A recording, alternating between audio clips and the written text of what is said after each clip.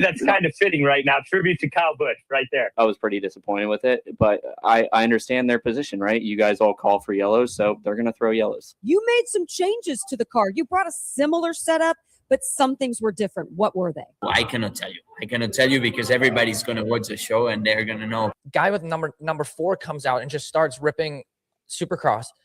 And I came over to my mom like, that's Ricky Carmichael. And she's like, yeah. And it was this whole deal that they planned. Maxime Martin then in the red and white Mercedes makes contact. And again, a Boots and Porsche demolished. And there's absolute mayhem. And that takes out the leaders. 6, 7, 8, 9 cars. Absolute mayhem. Ladies and gentlemen, live from the Lucas Oil Studios and riding on a dope Seppa General Tires, Speed Freaks, Kenny Sargent, Crash Gladys, Richie, Cole, and Cody. Big Johnson. This isn't a show, it's a takeover, no rules, no limits, just speed, smoke, and straight talk. Strap in, Freak Nation! This is Speed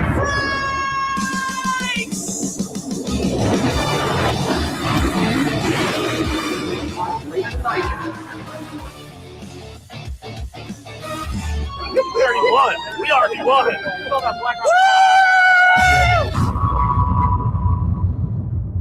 And Freak Nation, it is fitting with Cletus there at the very end of our show open.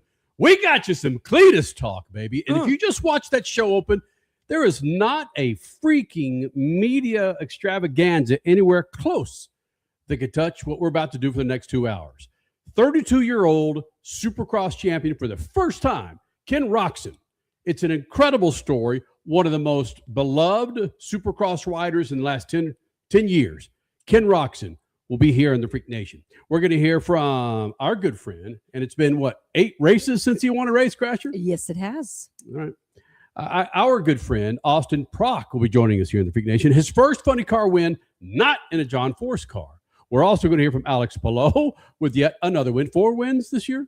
4 wins. Yes. 3 on street circuits, I believe. So Alex Palou here in the Freak Nation. And there's a big to-do with these cautions that IndyCar officials either do or don't know when to throw. And it all stems from, evidently, according to Kyle Kirkwood, Cole Cusimano, us in the media being and moaning about not throwing the full course caution with Rossi when they were on the road course at Indianapolis Motor Speedway. I didn't know we had that much pull, my friend. Apparently so. Yeah. We are powerful. Right. And Freak Nation, we were hoping to have us a cup race result by this time. Ain't going to happen. It may not happen by the time we get the hell out of here. But regardless. So in 2 hours, you don't think they're going to get through stage 2 and stage 3 at Nashville? Nashville? what does TMS tell me? Well, I think we're going to cut it close. I think we might get a winner by the end of the show. Last segment. Okay. That's my prediction. Who's leading right now? What stage are we in, my friend? Kyle Larson is leading Chase Briscoe and Tyler Reddick on lap 113, and we're on stage 2. And Richard C. Suave, Kyle Larson's record and reputation at this racetrack in Nashville is? It's a great question. What is it, Cody? You're the big Kyle Larson fan amongst us here. I know he hasn't won in a long time. I have no idea. It's spectacular. Kyle Larson has the most top 10s here. Isn't that correct? At Nashville? Money stop numbers over here. Kyle Larson, only driver to finish top 10 in all 5 Cup starts. There it is. And he won the inaugural race at Nashville in the Cup Series. I was too focused on SVG, dude. Why? You got to go. You go to Cody for Kyle Larson. You go to Cole for Brad Keselowski, I think. Right. And then you got to come to me for SVG. That's who you come to. Oh, okay. SVG still running. You can't come to me for Kyle Larson's stats, bro. Come on. Well, I thought when we had the pre-show meeting, you were bringing up the freaking Kyle Larson at Nashville. Was that you? Bro, were you listening? That was me. When you're a hater like you are of Kyle Larson, you tend to know more about him than you actually think you do. That's true. That's very true. All haters know more about who they hate. Right. Without question. Yeah. Without question. So Freak Nation, stick with us, man. We've got 2 hours of it. This is an example. If I was going to put together a reel of a show, this is what Speed Freaks is. Okay. Unfortunately, we don't have like Rob Halford of Judas Priest or somebody from Godsmack sitting in with us. Like we'll have musicians from time to time. But this is a great representation of Speed Freaks, where it's not just a NASCAR, not just an IndyCar, it's all. and we got some hot sports takes, baby, when it comes to when it comes to yellows. And yes, give me a single shot. The salute starts, Freak Nation. The boys did it today. Yep. Granted, it was a lot of second string, but they did it. Who did the U.S. men's team beat today in a friendly? I have no idea. I know. Well, we know. Okay. We know. So I was watching. It was great. Wasn't it good? Yeah. It was.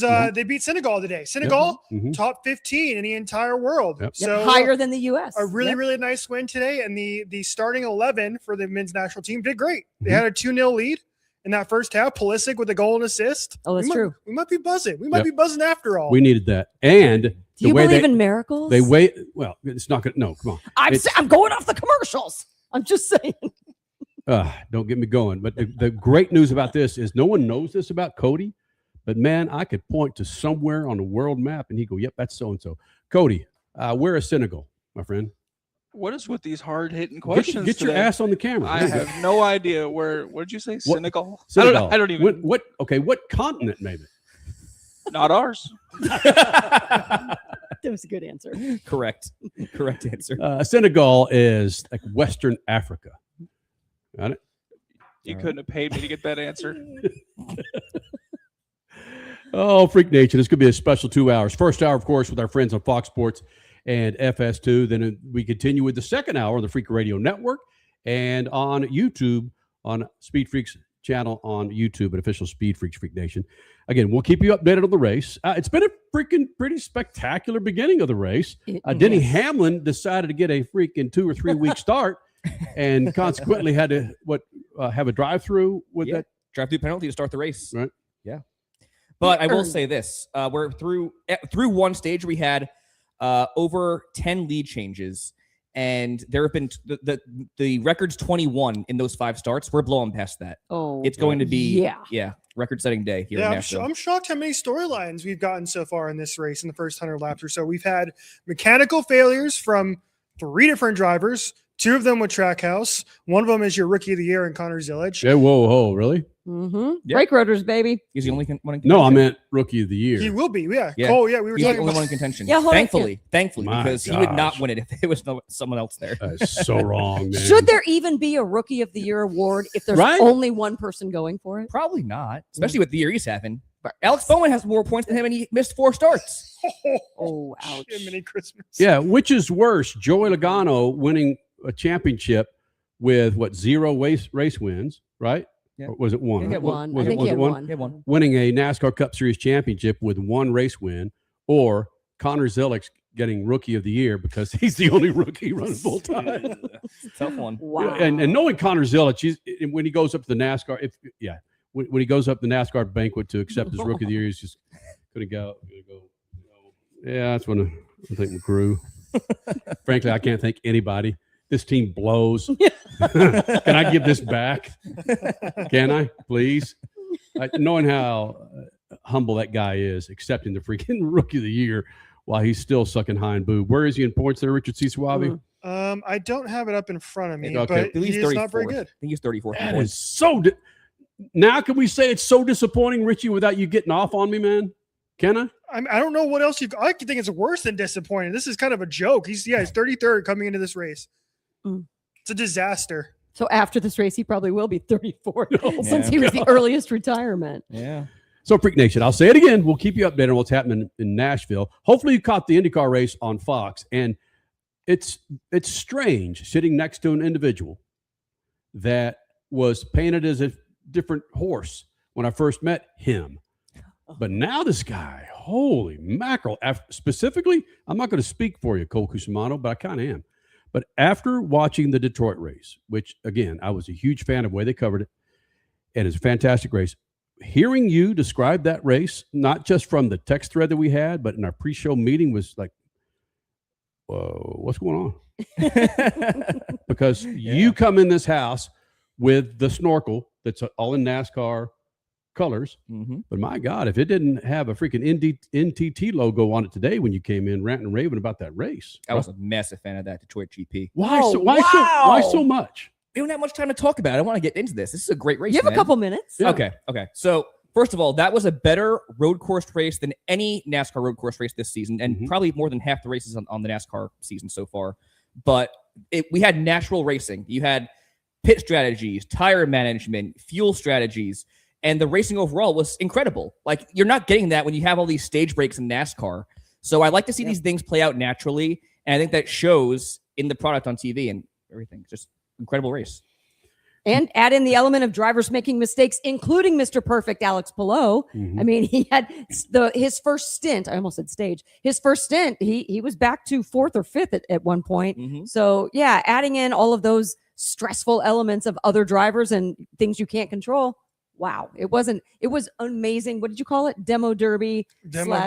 Wow, spectacular stint today. And there were a number of stories that came out of that race, and we'll hit several of them coming up next segment, including your interview with your race winner, again, Alex Palou, here in the Freak Nation. But one of the stories that came out of this was, of course, these yellows to throw or not to throw, and how it just ruins the flow of an awesome race. And it continues to ruin the flow of an awesome race, even if they don't throw it, because there's so many people bitching and moaning. I think I can say that on FS2, that are griping about not throwing it. You'll get my point when you hear from Kyle Kirkwood talking about how evidently all of us here in the media, man, we've got the hotline into the IndyCar executive offices on when to throw yellows. Ray Evernham, you got me? Yeah. Okay, yeah. Kind of like back in the day. Change the rules. When France would call Mike Helton saying, throw it. Throw it. Throw it. Oh, no. Alex Palou coming up next, and the controversy surrounding a freaking yellow. That's next. SpeedFreaks Pits, Lucas Oil Studios. SpeedFreaks, Motorsports Radio, redefined. Keeping your pride and joy perfect is as easy as 1, 2, 3. Start with Slick Mist Speed Wax. Simply mist on and wipe off for a professional detailer shine. For your tires and trim, there's Lucas Slick Mist Tire and Trim Shine. Spray on and wipe off for better than new look. Then finish her with Lucas Slick Mist Interior Detailer. Just spray and wipe. Easy. Use Lucas Slick Mist Car Care products and she'll never look better. Fast, easy, and professional. Really, it's sort of like having an extra set of hands. Or 3. Freak Nation, get this. General Tire has launched a comprehensive Shield Plus Advantage plan for passenger and light truck tires. What that means for you is when you purchase General Tires, the Shield Plus Advantage plan lets you enjoy a complete package of multiple warranties and coverage to get the most from your tires. The plan applies to all General Tire passenger and light truck tires purchased as replacements in the U.S. and Canada with DOT serial numbers. For more information, hit them up on GeneralTire.com. General Tire, the official tire of SpeedFreaks for 2 decades. Straight Talk Wireless presents Pickup Truck Wisdom. The smartest way to spend your money is not to. Straight Talk offers free 5G phones for new and existing customers on Verizon's 5G network. So the refund money I don't spend on that free phone is the refund money I get to keep for my family. Smart. Find us at straighttalk.com and Walmart. Straight Talk Wireless. Straightforward. Always. Taxes and fees apply. Plan purchase required for free phone offers. Copyright 2026 Verizon. If Ernest Hemingway was alive today, would he say this to you? Shakespeare, Mark Twain, Edgar Allan Poe, all great writers. And after reading your book, I simply must add you to the list. Wait, you don't have a book yet. So make a free call to Page Publishing. Turn your book idea into publishing gold. 800-215-6818. 800-215-6818. That's 800-215-6818. David was in big trouble with the IRS. At first, I didn't owe that much, but after this year, it was out of control. Then David called Get a Tax Lawyer. Right away, they were like, oh yeah, looks like you're qualified to save. Get a Tax Lawyer went to work. Should have called way sooner. Get a Tax Lawyer has helped thousands like David fight the IRS and get a fresh start. Call 800-745-3070. That's 800-745-3070. Some people, they follow the rules. Here at the Freak Nation, we don't. Go to our YouTube channel at Official Speed Freaks and hit the store link. You'll be able to own a part of the Freak Nation, from adult to kids tees, freaking hoodies, beanies to styling lids, kicks, and coffee mugs. All carrying Speed Freaks attitude that's been rattling cages for 25 years. This ain't fashion. It's a big old fat middle finger to boring. Hello. You want to blend in? Keep walking. Hit up Speed Freaks YouTube page and bang the store link so you too can own a part of the Freak Nation. SpeedFreaks, Motorsports Radio, redefined.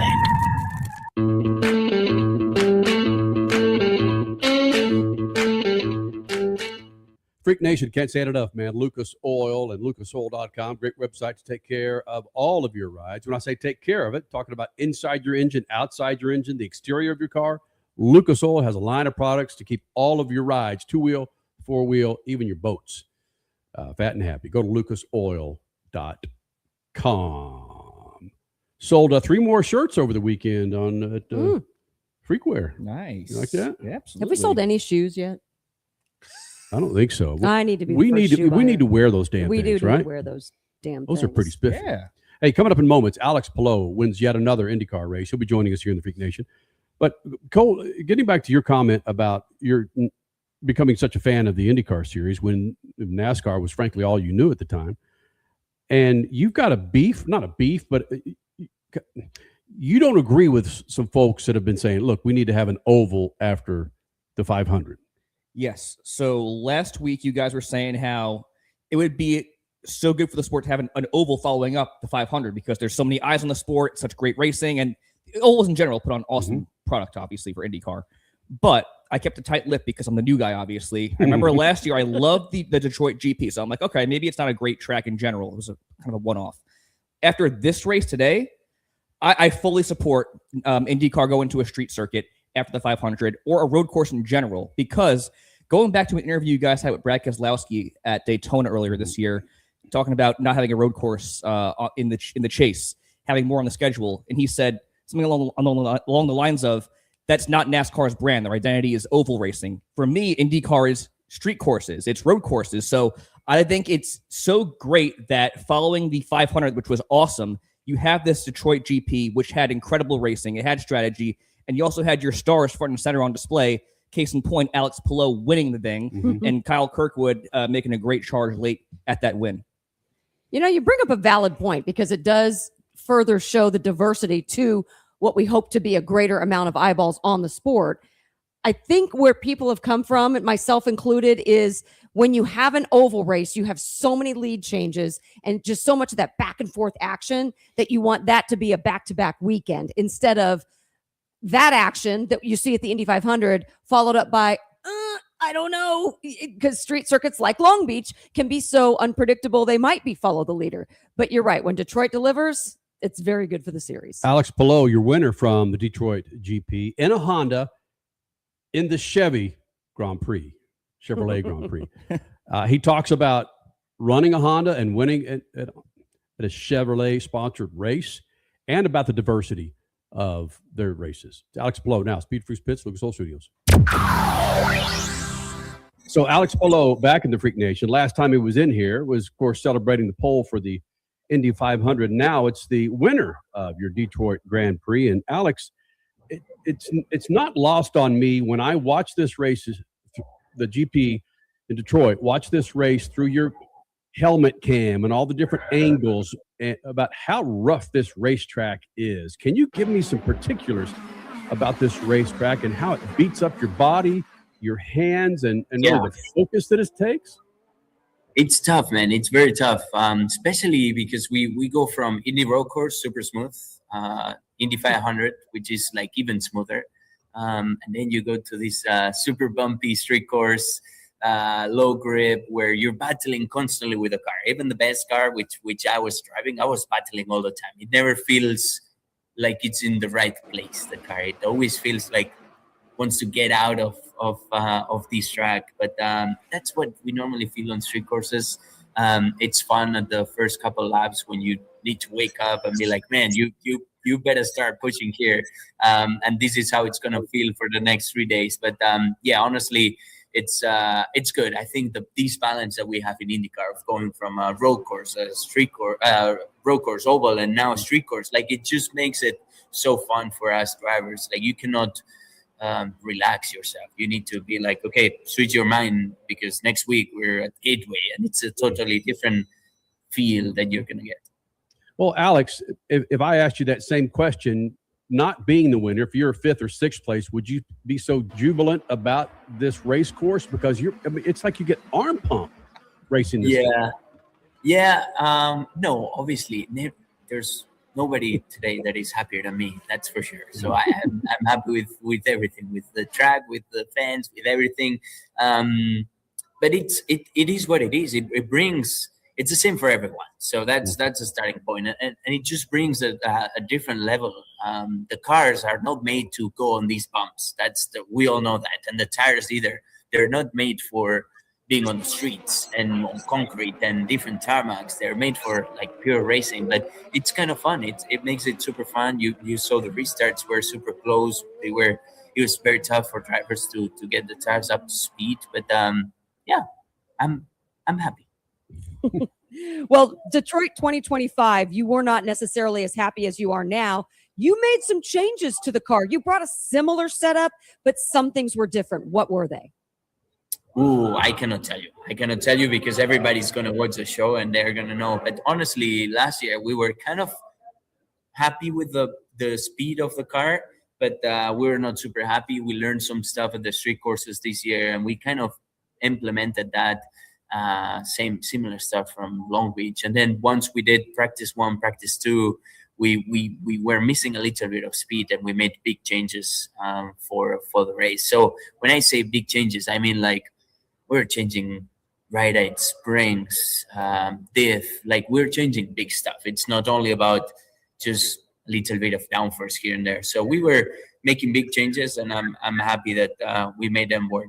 Alex Palou, you're winner of the Detroit Grand Prix, 4-time winner now in the 2026 season. You're points leader for the IndyCar series, joining us here on SpeedFreaks. And Alex, are you like some athletes where you are able to relax more when your family comes with you on a weekend? I know family is there with you this weekend in Detroit. Is that, I would imagine, a positive for you, or is there sometimes a little bit of a distraction?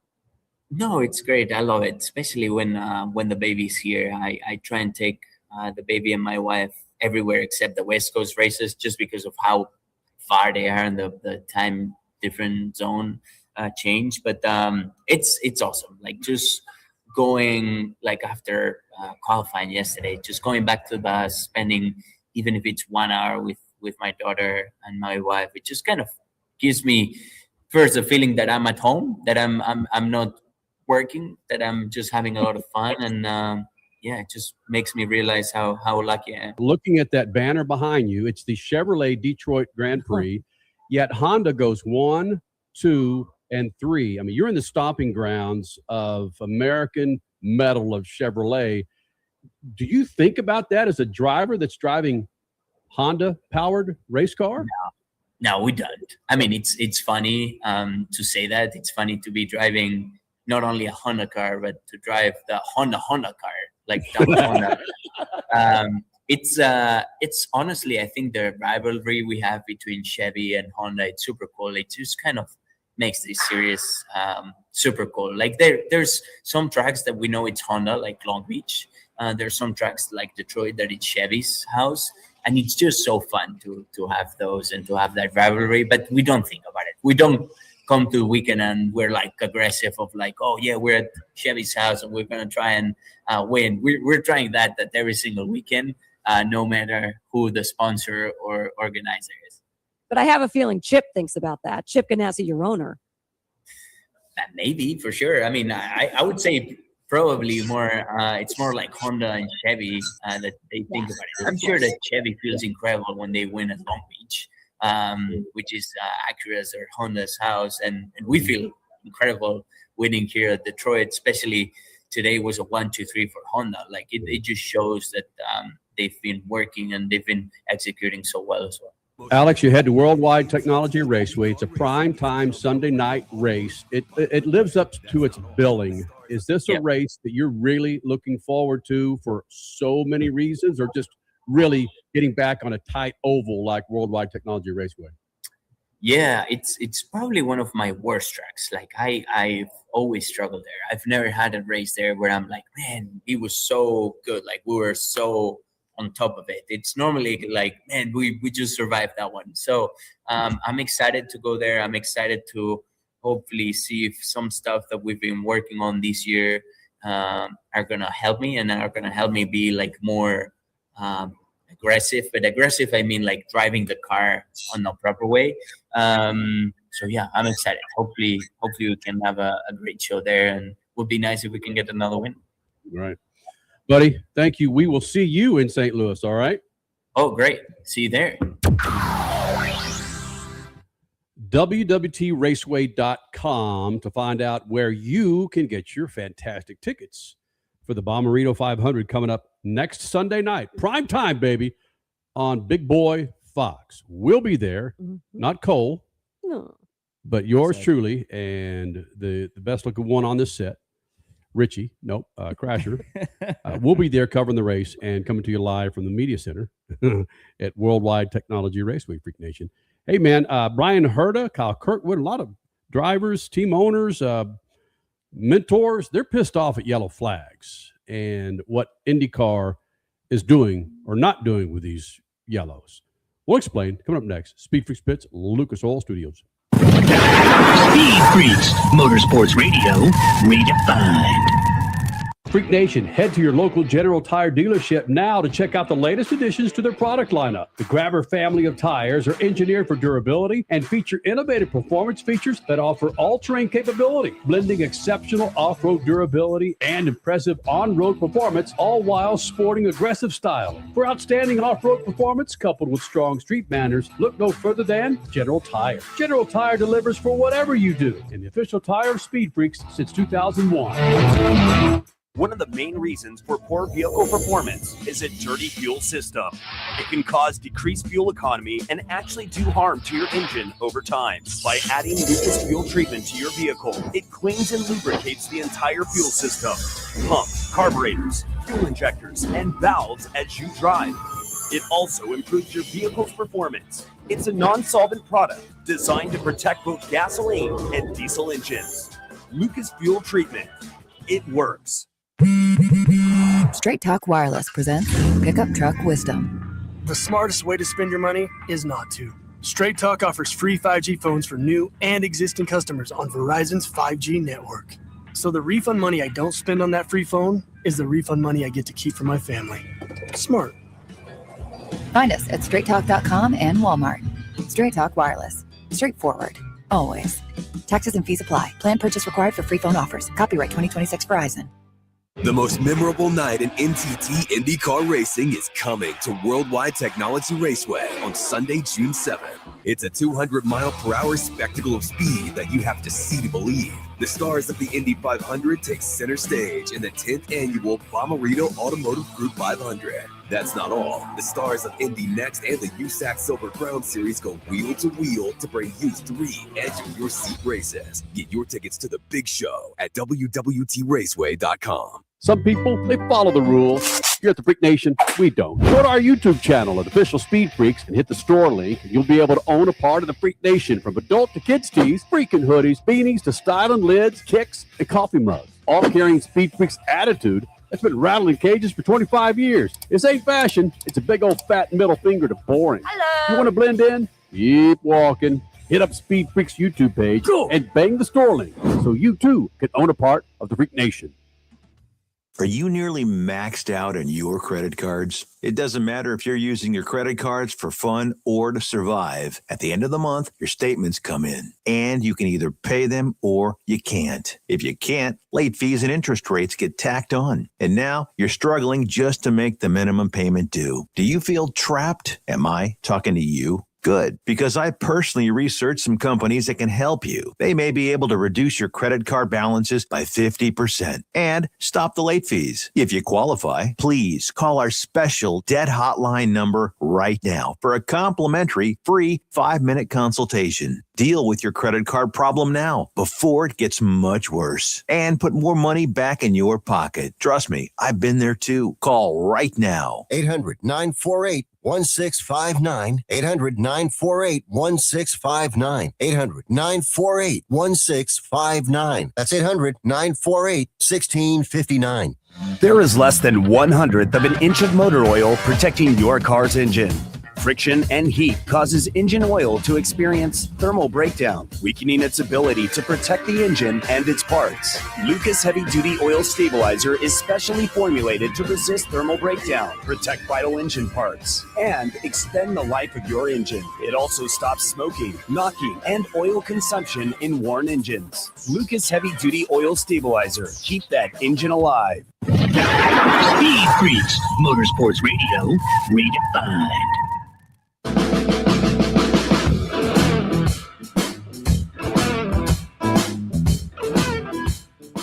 Freak Nation, Cletus got himself a race. Got a race. That's one way to put it. In Nashville in the Riley series. And we're going to ask you coming up in about 20, 30 minutes, Freak Nation, is that old boy good for NASCAR? And we've got a whole lot of folks that say no and a whole lot of folks saying hells yes. We'll explain this coming up in the second hour, which, by the way, you can follow us on our snappy little official Speed Freaks channel on YouTube and catch the second hour. First hour is always on FS2 and Fox Sports and the Freak Radio Network and YouTube. You can't escape us. All right. So Cletus next hour, along with Austin Prock, funny car winner from Maryland. Still sounds weird. The inaugural Potomac Nats. Yeah. Yeah. It is. And coming up in 14 minutes, 32-year-old Supercross champion who's not running in the outdoors, Ken Roczen, will be joining us here in the Freak Nation. What a great freaking story. But the outdoors kicked off this weekend. Yes. Hunter Lawrence with the big race win. Hunter. Yep. Jet Lawrence getting himself a podium, but it was brother Hunter. Mhm. Hunter on the top spot. Freak Nation, do you remember back in the day when there were these phantom freaking cautions for NASCAR? Just, what the hell just happened? Well, that's, of course, when one of the Francis called up and said, Helton, throw it, go. This race is so freaking boring. We need to pack these boys and girl back up. That's not necessarily what's happening, Crasher, in IndyCar, but there's a whole lot of being and moaning about when and when not to throw cautions. Explain, please. It's not necessarily when to throw cautions. It's to differentiate between a full course caution, full course yellow caution, or a local yellow. Local yellows are only significant on, and they only get played on road courses and street circuits. So you don't have to worry about that at races like the Indy 500. That's why there was no melee. There was no trash talk towards race control after the Indy 500. But there was when Alexander Rossi was left out on the front stretch of the Indy road course, the Indy GP, 2 weeks prior to the Indy 500. And yes, a lot of people were upset, saying that's a dangerous situation. That should not have been a local yellow. It should have instead been a full course yellow. Fast forward to Detroit, and here we are with arguably 2, 3, 4 full course yellows today that should have been local yellows. So there was a slight change in wording with IndyCar officiating between the Grand Prix, Indy GP, and Detroit Grand Prix. This is the change, how it is stated. IndyCar officiating will no longer take into consideration pit windows and the running order of cars on track before deploying a full course yellow. That's awesome. You shouldn't take into consideration drivers. And that was because the drivers and teams were bitching. Why do you even need to put it out there? Because they did change it to make sure that the pits were open and closed when teams wanted them open and closed. So that's why they're saying, sorry, drivers, you lose this one. Yeah. We are no longer, because of that, we might have messed up the yellow with Alexander Rossi at the Indy GP. So now we are no longer taking into consideration your pit windows, your strategy before deploying a full course yellow. This part of it I love. Honestly, the next part of it I love too, because there's no change. I'll get to something in a minute. The rest of it states, while there is no change to local yellow procedures, initiation of a full course yellow will be based primarily on driver status, vehicle position, vehicle condition, the location and readiness of safety personnel, recovery access, and the speed differential, hence the Alexander Rossi situation, the speed differential between affected cars and approaching traffic. Cool. Tell me any single full course yellow today that should have been a full course yellow based on their own terms and conditions. No, you had drivers pulling off. Well, let's talk about the David Malukas, Mick Schumacher. Once every driver got through, there was no debris on the track, no need for safety personnel. The drivers each backed up and went off. Guess what? You could have thrown a local yellow, never needing a full course yellow. You never needed it. The other one, Romain Grosjean, goes off onto the runoff. He came out, all the cars passed, no debris there, no need for anybody to restart him. He backs up, he gets back on the race surface. You never needed a full course yellow there either. So the big deal is here, are you guys getting your panties in a twist up in race control saying, oh, you hurt our feelings after the Indy GP and you guys made us change the rules. So we're going to just throw a fit and we're going to make everything a full course yellow come Detroit. Because Kyle Kirkwood kind of alluded to that. You know, they're just making a point now. unnecessary. You still, based on your own wording, did not need to throw full course yellows. My argument is with the legitimacy of a full course yellow versus a local yellow. Right. Today, Detroit only needed local yellows. Nothing was too dangerous for that. And you saw it on live TV with Brian Herta, who, again, during the race, when they went to Brian Herta, who's in the ear of Will Power, right? Kyle Kirkwood. Kyle Kirkwood. And Brian Herta pulled no punches about these yellows. Well, I know IndyCar said now we're just going to go yellow, as soon as a hot dog wrapper blows on the track, but it turns the race into something that isn't based on merit, and I don't love that. The last two yellows we had, the incident cleared within seconds, and I just think there's got to be a middle ground to not ruin the race for people based on something that doesn't really need to be a full course yellow. Yep. It's such a flow killer. Those stupid full course yellows. On ovals, you need that. Absolutely. On road courses, street circuits, you don't. I was watching that race today, and here's what I thought. I'm watching a sport, any sport. I'm watching the NBA, NFL, and I want the same foul to be called on Shai Gilgeous-Alexander that gets called on any New York Knicks point guard, right? Under Jalen Brunson. Mm-hmm. I want consistency. That's what we got today. That's all I want. It was called the exact same way for all 100 laps, and every team knew that. So why do you have a problem? Okay, the consistency, that's fine, but was that's it the question, needed? yeah. Was it needed, though? It wasn't needed. Full course yellows were not needed. You're right. Consistency wins. I don't think, no, they weren't needed, but I would have a bigger problem if they were inconsistent. Okay, that's valid. So I don't have a problem with whether or not they were full course yellows or not, because they called it the same the entire race, and that's fine. Now, the question is, going forward at the next road course race, wherever they may be, Road America. And that's three a mile much bigger track. track. So Yeah. you're not going to get full course yellows You there. better not. Unless somebody goes like off track, right? And Right. then and it becomes a danger to the driver. So that's all I wanted from IndyCar today, is to call it the same across all 100 laps. And they did. So after the race, I didn't have one single problem with it. And when you hear Kyle Kirkwood and Brian Herta bitching about it, why is that? Because you freaking lost. That's why. If they won that race today, Alex Palou, not bitching about it. But Brian Herta and Kyle Kirkwood, they're bitching about it because they finished second. Well, evidently, the media has more pull than I knew that we did, because according to Kyle Kirkwood in the post-race press conference, which, by the way, he finished on the podium, the 2 spot, he was blaming the media for the madness around these cautions. To be honest, when you get ridiculed and criticized so much by the media, the drivers, everyone involved, I think that's what you expect from race control, is to throw cautions when there's incidents, right? So do I think it was the right idea? No, but at the same time, it seemed like they got way too much pressure for leaving a driver on the front straight that was kind of in a safe position. 26 or 25 competent drivers that weren't going to hit him. It wasn't like it was raining. There was 100 yellows out there, and this is what happens when you guys rip into them, to be honest. So it's kind of disappointing to see. 2 yellows caught me out in fighting for the lead, where we almost overcut Palou and then went to make a pass on him. Yellow comes out right when I have a run on him. So I was pretty disappointed with it, but I understand their position, right? You guys all call for yellows, so they're going to throw yellows. No. I'm not calling for yellows. And Kyle's only going off of what he sees and hears in the media centers and at tracks and on social media. I don't think everybody, I don't think that's accurate. Not all of us are calling for full course yellows. We're calling for what is right for the specific situations. And I will go back to what he said about Alex Rossi on the front stretch of the Indy GP. And he says there's 26 competent drivers that weren't going to hit him. Okay, fine, until one of them does. I still think that in a high-speed situation like that, that's dangerous, that deserved a full course yellow. Anything today in the Detroit Grand Prix, no need for a full course. When Rossi's getting out of the car, looking up at race control and dropping a few birds, Rossi was... He didn't drop any birds. That was a whole controversy. No birds were dropped. That was a controversy. Okay. Pretending to drop birds.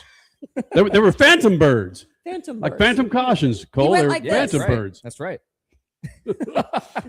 Rossi had a problem with it, so I'm defaulting to Rossi. Right.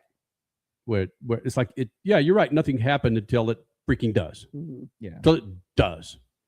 And when the attention span of viewers and or just anybody in general, whether it's on your phone or on watching Big Boy Fox, you just hate flow killers.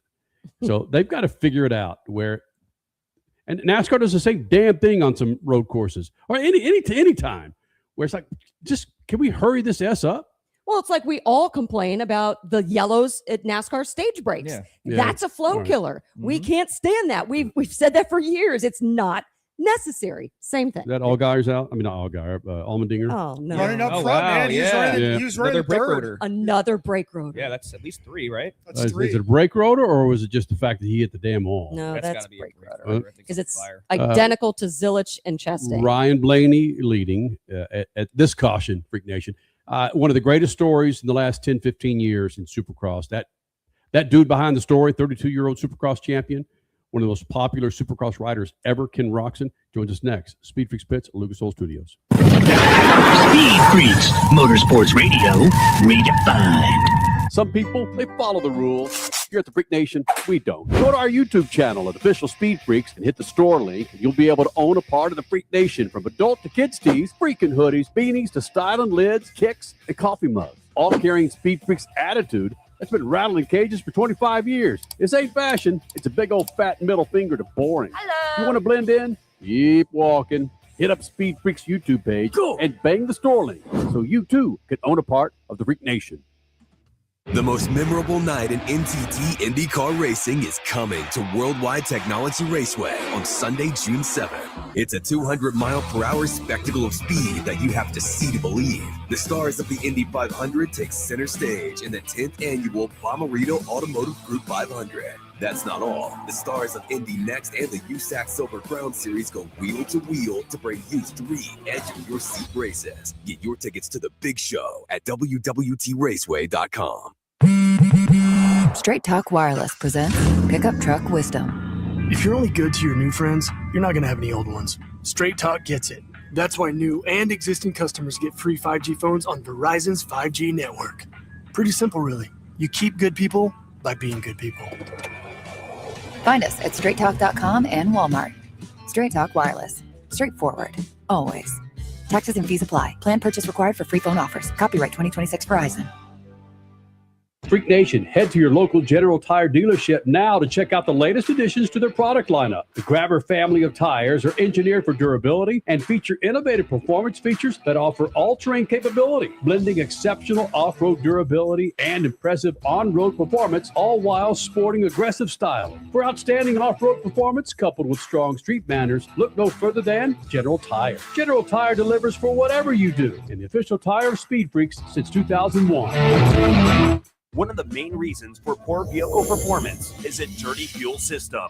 It can cause decreased fuel economy and actually do harm to your engine over time. By adding Lucas fuel treatment to your vehicle, it cleans and lubricates the entire fuel system, pumps, carburetors, fuel injectors, and valves as you drive. It also improves your vehicle's performance. It's a non-solvent product designed to protect both gasoline and diesel engines. Lucas fuel treatment. It works.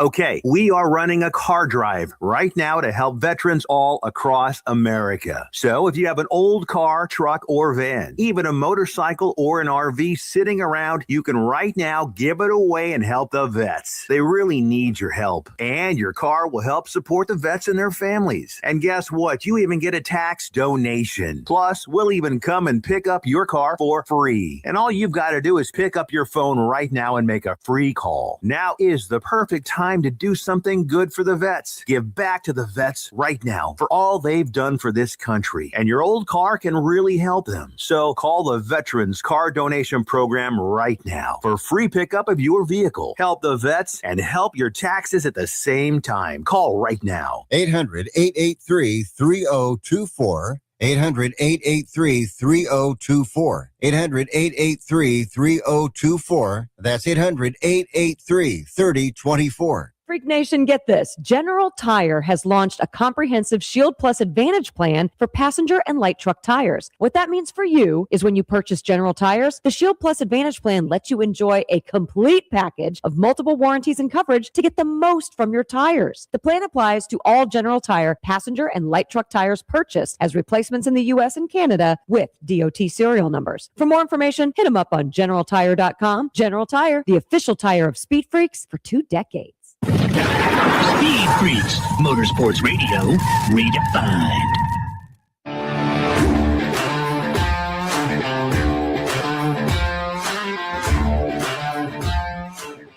Freak Nation, it's an incredible story, man. 32-year-old Ken Roczen finally has himself a Supercross championship. Dude's been through so many trials and tribulations, many injuries, depression, Epstein-Barr virus, and threatened to retire numerous times. So what does he do? He goes out and wins the damn thing in flying fashion. And we've got him in here in the Freak Nation. The first part we're going to air on Fox Sports FS2. Then second part's going to be in the second hour. Be sure you follow us at Official Speed Freaks on YouTube. First part of Ken Roczen right now. It's your typical, like, you know, I know it's a cliche thing to say about the take it race by race, but that is really what I did. I wasn't focusing on the big picture too much or whatever. It's like, what can I do today to make this, you know, the day that we need? So How much of that was a 2026 approach versus an every season approach? Was that relatively new for you, or have you always been that way? Well, I think, you know, throughout your age, you kind of change, right? Like that's normal. But I would say over the last 2 years, like once I got on Suzuki and we got the bike right and everything, I've definitely had that approach more.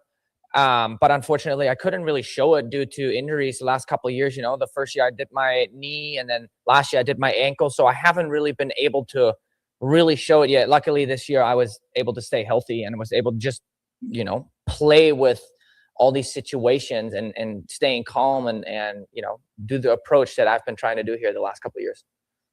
But there's so much there with what you just said, man. And I'm an older individual, but I've got a 12-year-old daughter. Crash and I share the daughter, and it's our only child that we have. Being a parent at my age, which again, I'm old enough to be your parent, what it does to me to just rejuvenate certain parts of my body and my mind and things that I do is bananas at my age. How does a 32-year-old react to being a father and knowing that what you're doing is putting food on the plate and paying the rent? Well, I'm learning as I'm going too. You know, it was definitely a lot easier when you had one kid. Now that we have two and they're both almost 6 and almost 3. So they're at that age where they're absolutely bananas, just like you said. And I have come to find out, although it is stressful at times, you know, but I've come to find out that it's a welcome distraction, I think, from your everyday job. It's almost necessary to get mad at them and they piss you off because, you know, how they are, 6-year-old and 3-year-old. So I think I function the best under stress.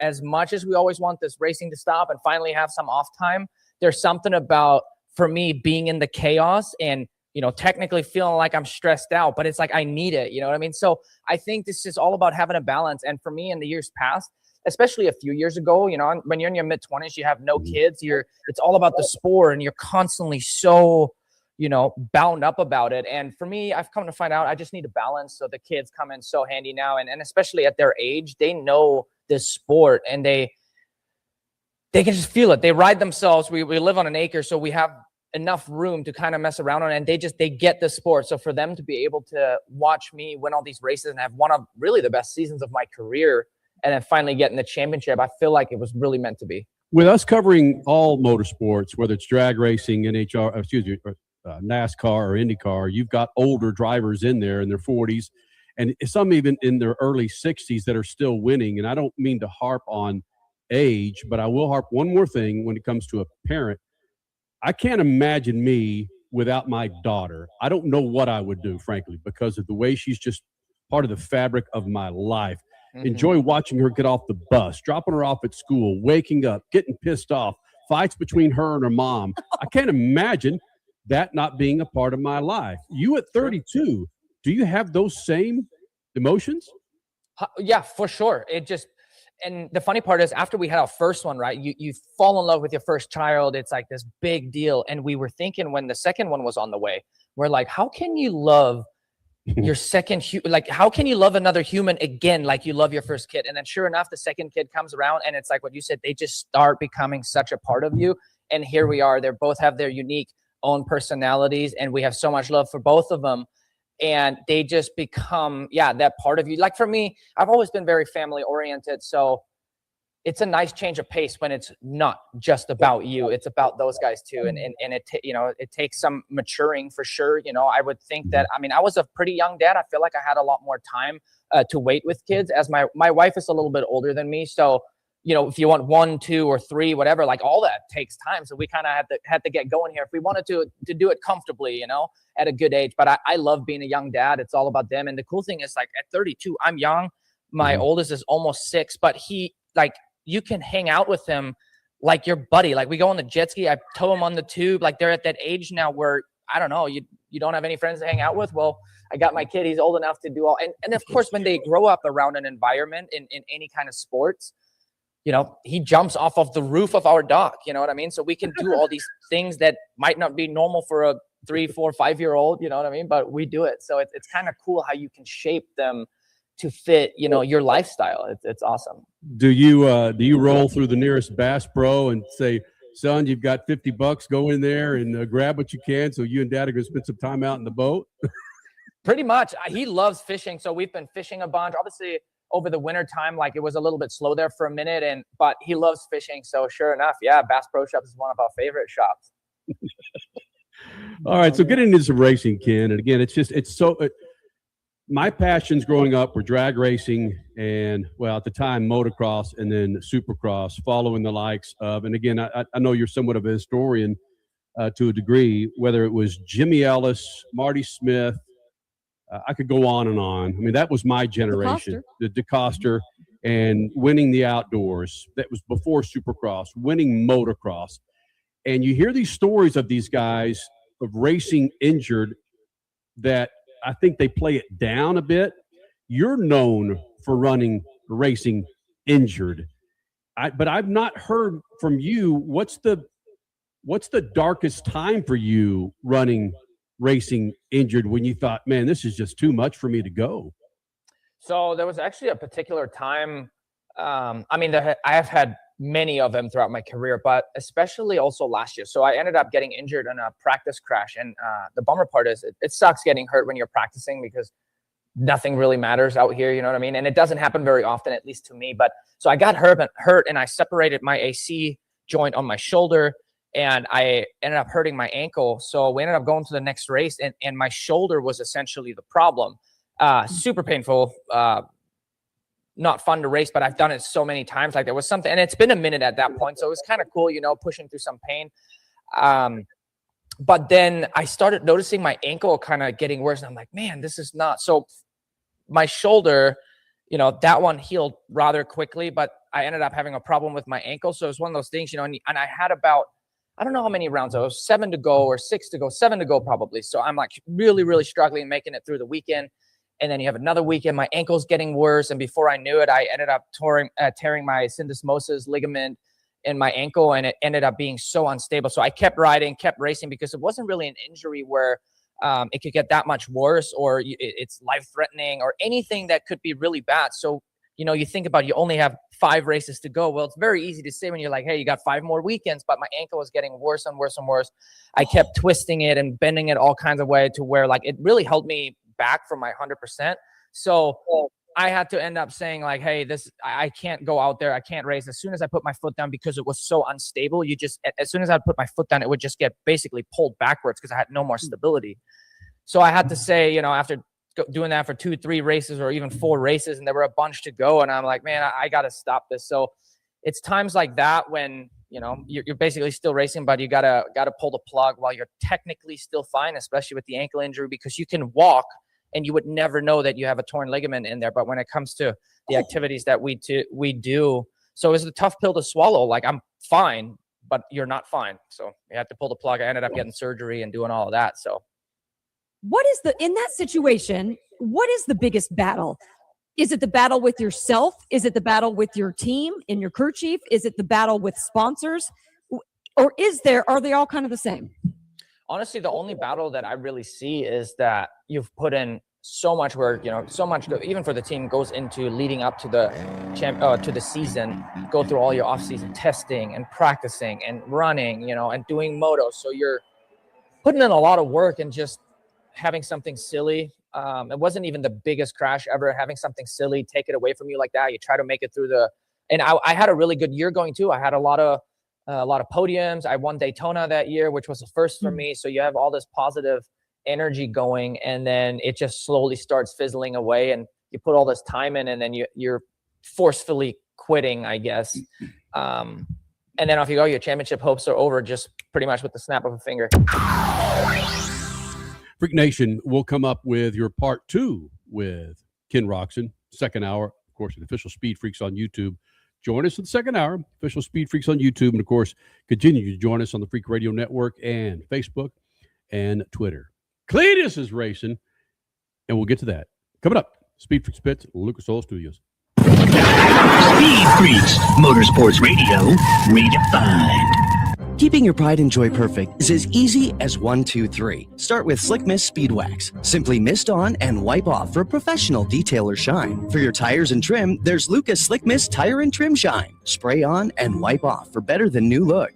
Then finish her with Lucas Slick Mist Interior Detailer. Just spray and wipe. Easy. Use Lucas Slick Mist Car Care products and she'll never look better. Fast, easy, and professional. Really, it's sort of like having an extra set of hands. Or 3. Straight Talk Wireless presents Pickup Truck Wisdom. Trust is earned. That's why I've stuck with Straight Talk. Same price since 2009 on Verizon's 5G network. Cause shoot, anyone can make a promise. Keeping it for years, that means something. Now plans starting at $25 a month with 4 lines. Find us at straighttalk.com and Walmart. Straight Talk Wireless. Straightforward. Always. Same price claim applies only to the base monthly price of our $45 plan from October 2009 to present. Freak Nation, head to your local General Tire dealership now to check out the latest additions to their product lineup. The Grabber family of tires are engineered for durability and feature innovative performance features that offer all-terrain capability, blending exceptional off-road durability and impressive on-road performance, all while sporting aggressive style. For outstanding off-road performance coupled with strong street manners, look no further than General Tire. General Tire delivers for whatever you do, and the official tire of Speed Freaks since 2001. If Ernest Hemingway was alive today, would he say this to you? Shakespeare, Mark Twain, Edgar Allan Poe, all great writers. And after reading your book, I simply must add you to the list. Wait, you don't have a book yet. So make a free call to Page Publishing. Turn your book idea into publishing gold. 800-215-6818. 800-215-6818. That's 800-215-6818. The most memorable night in NTT IndyCar racing is coming to Worldwide Technology Raceway on Sunday, June 7th. It's a 200-mile-per-hour spectacle of speed that you have to see to believe. The stars of the Indy 500 take center stage in the 10th annual Bomarito Automotive Group 500. That's not all. The stars of Indy Next and the USAC Silver Crown Series go wheel to wheel to bring you 3 edge-of-your-seat races. Get your tickets to the big show at www.raceway.com. Some people, they follow the rules. Here at the Freak Nation, we don't. Go to our YouTube channel at Official Speed Freaks and hit the store link, and you'll be able to own a part of the Freak Nation, from adult to kids tees, freaking hoodies, beanies to styling lids, kicks, and coffee mugs. All carrying Speed Freaks attitude that's been rattling cages for 25 years. This ain't fashion. It's a big old fat middle finger to boring. Hello. You want to blend in? Keep walking. Hit up Speed Freaks YouTube page and bang the store link so you too can own a part of the Freak Nation. Freak Nation, get this. General Tire has launched a comprehensive Shield Plus Advantage plan for passenger and light truck tires. What that means for you is when you purchase General Tires, the Shield Plus Advantage plan lets you enjoy a complete package of multiple warranties and coverage to get the most from your tires. The plan applies to all General Tire passenger and light truck tires purchased as replacements in the U.S. and Canada with DOT serial numbers. For more information, hit them up on GeneralTire.com. General Tire, the official tire of Speed Freaks for 2 decades. One of the main reasons for poor vehicle performance is a dirty fuel system. It can cause decreased fuel economy and actually do harm to your engine over time. By adding Lucas fuel treatment to your vehicle, it cleans and lubricates the entire fuel system, pumps, carburetors, fuel injectors, and valves as you drive. It also improves your vehicle's performance. It's a non-solvent product designed to protect both gasoline and diesel engines. Lucas Fuel Treatment. It works. Speed Freaks, Motorsports Radio, redefined.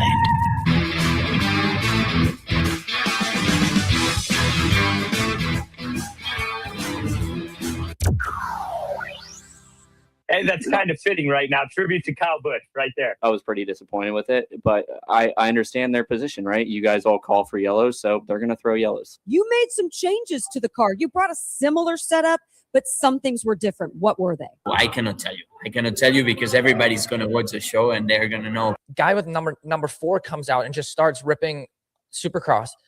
And I came over to my mom like, that's Ricky Carmichael. And she's like, yeah. And it was this whole deal that they planned. Maxi Martin then in the red and white Mercedes makes contact and again a Boots and Porsche demolished. And there's absolute mayhem and that takes out the leaders. 6, 7, 8, 9 cars. Absolute mayhem.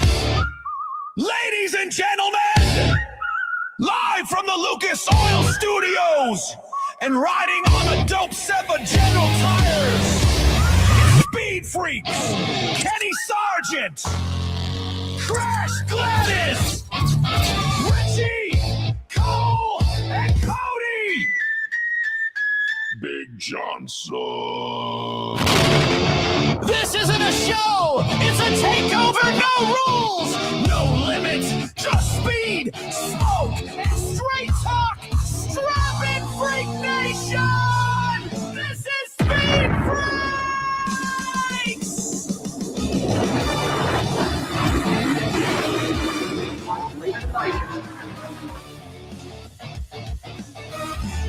We already won. We already won.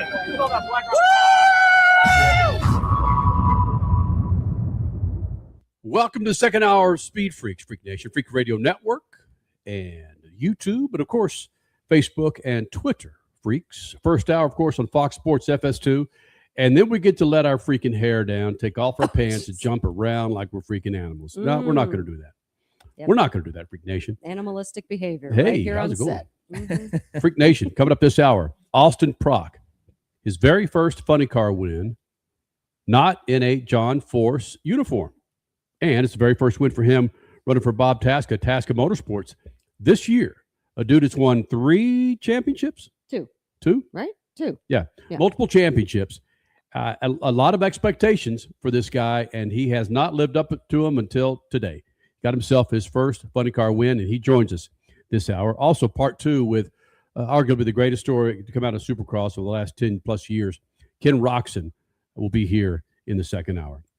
This cup race at Nashville seems to be shaping up, and I like what Richie said. It's a great point. It's one of the things that I was going to bring up in our discussion this hour, how, at least strategy-wise, Richie, it's shaping up somewhat like a road course where you have some of these. Daniel Suarez, again, winning the second stage. And you saw there were a number of drivers up front running for that stage win. But this is playing out kind of like a road course strategy. Explain. Yeah, I feel like it is because at the way the cautions are falling so far, you're allowing guys to decide whether or not they want to stop and flip the stage before the end of the stage here, like you do on road courses, and give up those stage points to get the track position at the beginning of the next stage, which is essentially what happened there, where you had like Denny Hamlin, who's leading the race right now, stopped on lap 177, whereas the guys who led at the end of stage 2, Daniel Suarez among them, Ricky Stenhouse Jr., they all pitted at the end of the stage. They all got their stage points. And now they lost a little bit of track position that allowed Denny Hamlin to get back to the front here at the beginning of stage 3. What a race it's been for Denny Hamlin after, for the first time in his career, he had a start violation. Saw that nugget on Amazon Prime earlier tonight. That was his first? And he made his way all the way back up to first here at the beginning of stage 3. And we're under yellow again. Ryan Blaney. No. No, that's I'm sorry. Brad Austin Keselowski, Cindric. Austin Cindric. Sorry. That's Austin Cindric, yeah, number 2. I just kind of get familiar with those freaking sponsors. Anyway, Freak Nation. So there you go. We'll keep you updated. We're in another yellow, right? Koku Shimano? We are. Update us, damn it. Go. Yeah, another yellow flag here. Looked like Riley Herbst got into Brad Keselowski. Shocker. And Brad Keselowski's on the wall. Austin Cindric got involved somehow. But yeah, Denny Hamlin's leading this race after that stop and go penalty or pass through penalty to start the race for the restart violation. Pretty crazy. What does that say about a race?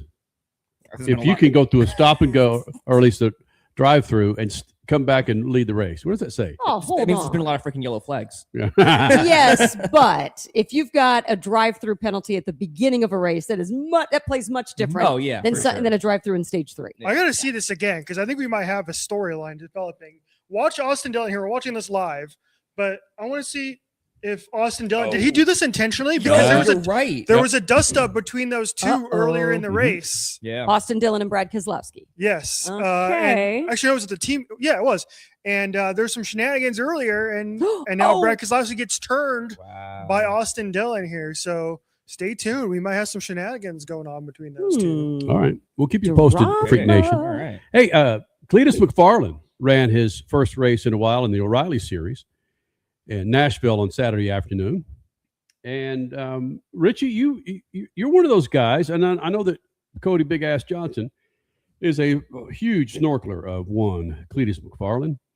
Cletus McFarland, again, I understand some of the attraction to it, but he just doesn't punch a ticket for me to watch a race at this point. But evidently, there's a lot of folks that will watch a race that Cletus McFarland, who up until this point has never competed in a professional stock car race like the Truck Series, the Cup Series, or the O'Reilly Series up until this year, right? Last year, he did an ARCA race last year. Yes. Daytona and Talladega. Yeah, but the top 3. I'm talking about the top 3. Oh, yes, Okay, correct. right? Yeah. But again, it doesn't punch the tickets for me, but I'm not his audience. But I understand the people that want to follow this guy and root for the guy. It's a great story, but for a guy that's more of his demographics, Richie, why doesn't he punch your ticket?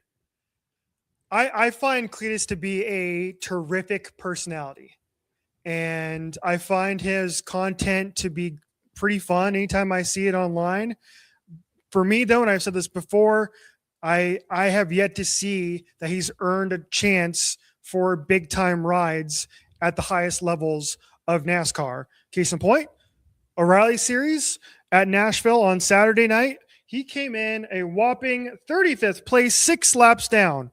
Had a crazy set of events at Nashville. In the first stage, he's battling for the lucky dog and spins right at the end of stage 1. Messes up his splitter. That kind of screws with his race car a little bit. Later on, during the race, comes down pit road, gets an equipment violation for leaving his pit box with, I believe, before the jackman set the car back down. So he has to come back down again for a penalty. And when he comes back down for that penalty, he gets another penalty. And so he has to serve that. So he ends up. Wait, are you talking 3 penalties there? He had 2 penalties. 2 penalties, okay. Yeah, he got 2 penalties. So he finished the race 6 laps down, albeit kept the car fairly clean for the most part. But spun on pit road entry. Yes, right. Exactly. So not the greatest, but anytime I think of Cletus, and I'm looking at his YouTube stats here, he had his live in-car on the NASCAR YouTube channel. This is what he can bring to NASCAR, which is important. And this is kind of what I want to get into a little bit. Right now, if you go to NASCAR's YouTube channel and you look at the amount of views that his live stream for his in-car during that O'Reilly race got, 472,000 views. Oh my gosh. Wow. It is the most viewed video on the NASCAR channel. Let's see here. Since, 100,000, 70,000, 250,000. Since Kyle Busch, 730,000. Most of their videos are around the 200K range for the bigger videos. Right. Cletus has blown that out of the water for his in-car camera. But here's my question to you, and something I've been thinking about for a while, is Cletus actually good for the sport, or is he just in his 15 minutes of fame and NASCAR is looking in the wrong direction? Is Cletus McFarland to NASCAR what Jeremy Lin was to the NBA 15 years ago. What's the end game of Cletus? Is his end game to run full time in the O'Reilly Series or the Truck Series, or is this just taking the seat of somebody else with these one-offs? I believe he stated that he wanted to run the Daytona 500, but now he's backed away from that. Right. So I'm not exactly sure what his end goal is. I think he's just going to ride it out. They kind of BS about running full time. Sure. So I'm just not sure if that's going to come to fruition. There's talk of some Talladega Nights recreation with some sponsors of Cal Naughton and Ricky Bobby. So who knows? Wait, what is the talk of a Cal Naughton, Ricky Bobby? Like Cletus and someone else? Well, they're talking about Squirrel McNutt and Cletus McFarland. Got it. One's going to run the Old Spice and one's going to run Wonder Bread, if that is able to happen. So I don't know if that's just for content or if that's just a dream or what. But man, you all know I snorkel, and I don't really have the answer to that yet. And then that's where you come to, does he bring eyeballs? You cannot deny it. Yes, he does. But if you do, just some people are going to call that a gimmick of trying to recreate a movie, yet in real life racing. So it's like, if that is really something that they want to do, there's got to be a lot of practice that leads up to that. And that might be a couple years down the road. So is it worth it? I mean, it depends on how much time he wants to put in. If he wants to really devote himself to be a racer and give it a good couple of years, then fine. I'd love to see Old Spice and Wonder Bread yet again with two guys that can do it. But do you see the New York Knicks, once they lose the championship, do you see them going and playing the Harlem Globetrotters for a charity game? I would. No, that's not happening, by the way. No. But the bottom line is Cletus brings an abundance of followers. Mm-hmm. He has more than 10 million followers across all social media platforms. That's the audience. So you're not getting Cletus for us NASCAR motorsports fans. You're getting it to bring in new eyes to the sport. So he's great for NASCAR. And we're going to continue this conversation. What we might do is push the Ken Roczen Part 2 to Black Flag Confessions on our YouTube channel. Which is, wait, is it already out? It's up there. Oh, all so 40 you can go minutes. there now. Yeah. Okay. Yeah, let's do this. I want to continue this conversation because that surprises me what you just said. You being the residential NASCAR snorkeler that you are. I protect U.S. men's soccer like it's my baby, and it's similar to the same way that you protect NASCAR. So that's something surprising for me. Mm-hmm. We'll continue this conversation. Is Cletus good for NASCAR? Is it good for the future of NASCAR? That's next. SpeedFreaks Pits, Lucas Oil Studios. SpeedFreaks, Motorsports Radio, redefined. Keeping your pride and joy perfect is as easy as 1, 2, 3. Start with Slick Mist Speed Wax. Simply mist on and wipe off for a professional detailer shine. For your tires and trim, there's Lucas Slick Mist Tire and Trim Shine. Spray on and wipe off for better than new look. Then finish her with Lucas Slick Mist Interior Detailer. Just spray and wipe. Easy. Use Lucas Slick Mist Car Care products and she'll never look better. Fast, easy, and professional. Really, it's sort of like having an extra set of hands. Or 3. Freak Nation, get this. General Tire has launched a comprehensive Shield Plus Advantage plan for passenger and light truck tires. What that means for you is when you purchase General Tires, the Shield Plus Advantage plan lets you enjoy a complete package of multiple warranties and coverage to get the most from your tires. The plan applies to all General Tire passenger and light truck tires purchased as replacements in the U.S. and Canada with DOT serial numbers. For more information, hit them up on GeneralTire.com. General Tire, the official tire of SpeedFreaks for 2 decades. Straight Talk Wireless presents Pickup Truck Wisdom. The smartest way to spend your money is not to. Straight Talk offers free 5G phones for new and existing customers on Verizon's 5G network. So the refund money I don't spend on that free phone is the refund money I get to keep for my family. Smart. Find us at straighttalk.com and Walmart. Straight Talk Wireless. Straightforward. Always. Taxes and fees apply. Plan purchase required for free phone offers. Copyright 2026 Verizon. If Ernest Hemingway was alive today, would he say this to you? Shakespeare, Mark Twain, Edgar Allan Poe, all great writers. And after reading your book, I simply must add you to the list. Wait, you don't have a book yet. So make a free call to Page Publishing. Turn your book idea into publishing gold. 800-215-6818. 800-215-6818. That's 800-215-6818. David was in big trouble with the IRS. At first, I didn't owe that much, but after this year, it was out of control. Then David called Get a Tax Lawyer. Right away, they were like, oh yeah, looks like you're qualified to save. Get a Tax Lawyer went to work.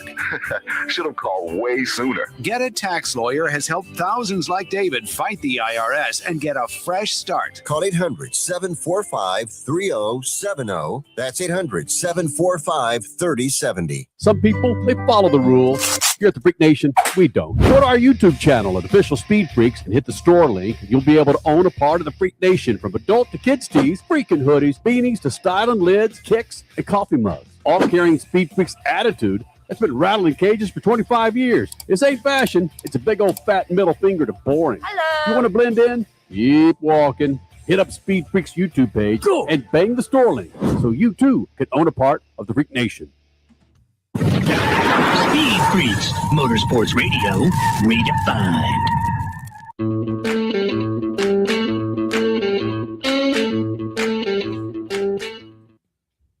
Freak Nation, we love our friends at Lucas Oil. That's why they've been a partner of ours for almost 25 years. We're on to our 26th year as the Freaks, and Lucas has been there all the way. Check out the website, lucasoil.com. Lucasoil.com, a line of products to keep all your rides fat and happy. O'Reilly, AutoZone, Advance, Amazon, Walmart. You can't get out of a store nowadays without seeing your favorite Lucas Oil products. It's I just Lucas saw Oil. Fries and Kroger. Yep. Safeway. Hello there. Yeah, man. Nice. Got it for you. All right, we're continuing our conversation about Cletus McFarland, who, if you're not familiar with the guy, just punch in his name and you'll get more than enough information about really what he's done, Freak Nation.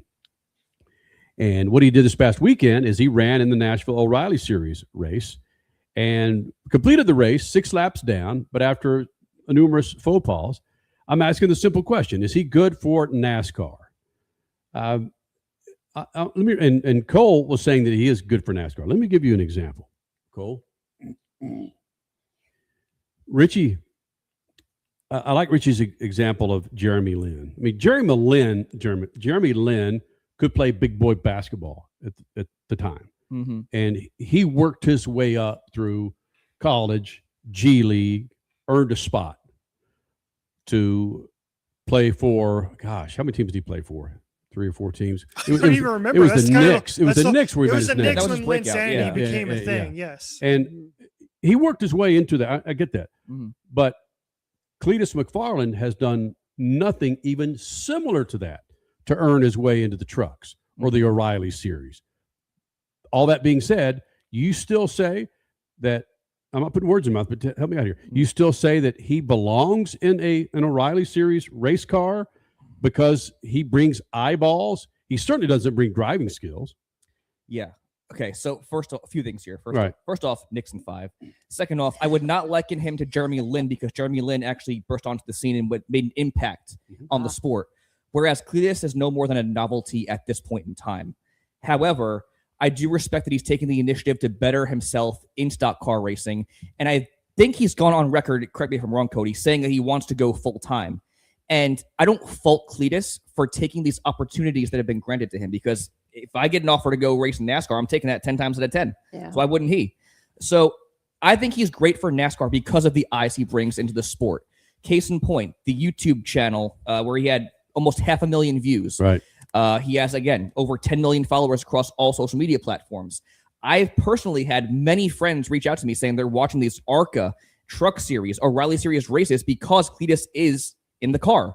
So while there are more deserving drivers like a Corey Heim, who just got a full-time ride next year, or a Jesse Love, who wants to go cup racing, obviously, the bottom line is NASCAR, it runs on sponsorship, unfortunately. And for somebody like Cletus, who has this built-in mega following, he's going to get these opportunities to get sponsors like an Old Spice, like a Wonder Bread. And these owners would be foolish not to put him in a car because they're going to get these insane amount of merchandise sales and whatnot. So I think it's all around a great thing for the sport. And if they just commit to Cletus and Cletus continues to commit to NASCAR, then it's going to be even better. Yeah, here's why I'm going to disagree with you. And this is why I compared him to Jeremy Lin, because Jeremy Lin, he was that 15 seconds of fame. and he was hanging around, and he was great, and he was super popular on the cover of Sports Illustrated, and then never heard from him again.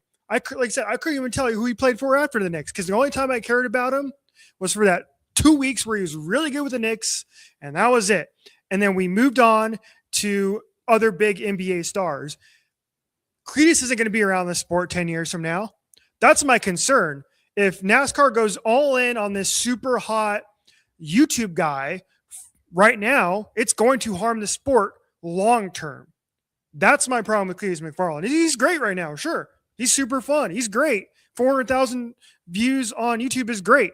But he's not Connor Zilic. He's not Corey Heim. He's not Brent Cruz. Cole and I were talking about this before the show. We should be spending more time talking about Brent Cruz and what he's doing right now in the O'Reilly series than anything Cletus is doing, because Brent Cruz almost won the damn race last night as an 18-year-old going up against Justin Allgaier. Terrific into that race in the O'Reilly series. And he's almost in the chase in the O'Reilly series despite missing 4 races this year as a teenager. That's what we should be talking about when it comes to NASCAR storylines and the O'Reilly series, and not some super duper happy Jack YouTube star who's running in 35th place and doesn't even get a mention on the damn CW broadcast. Okay, so you're saying it's bad for NASCAR in the long term because we're not telling the stories that we should be talking about. Yes, because then that's on us. Yes, we should be telling the stories about these younger kids who are having great drives, as opposed to focusing on Cletus McFarland in 35th place. But guess who we are talking about, and guess who brings eyes and all these sponsorships? It's Cletus McFarland. And I agree with you. He's not going to be around long term. He's already up there in age. But I think NASCAR and these team owners would be ignorant to not capitalize on what he brings to the sport, because in him doing these races, you're potentially bringing in much more eyes to the sport that can follow along in the years to come. I guess it's an interesting balance, because yes, you've got to talk about the youth that will be the future of the sport.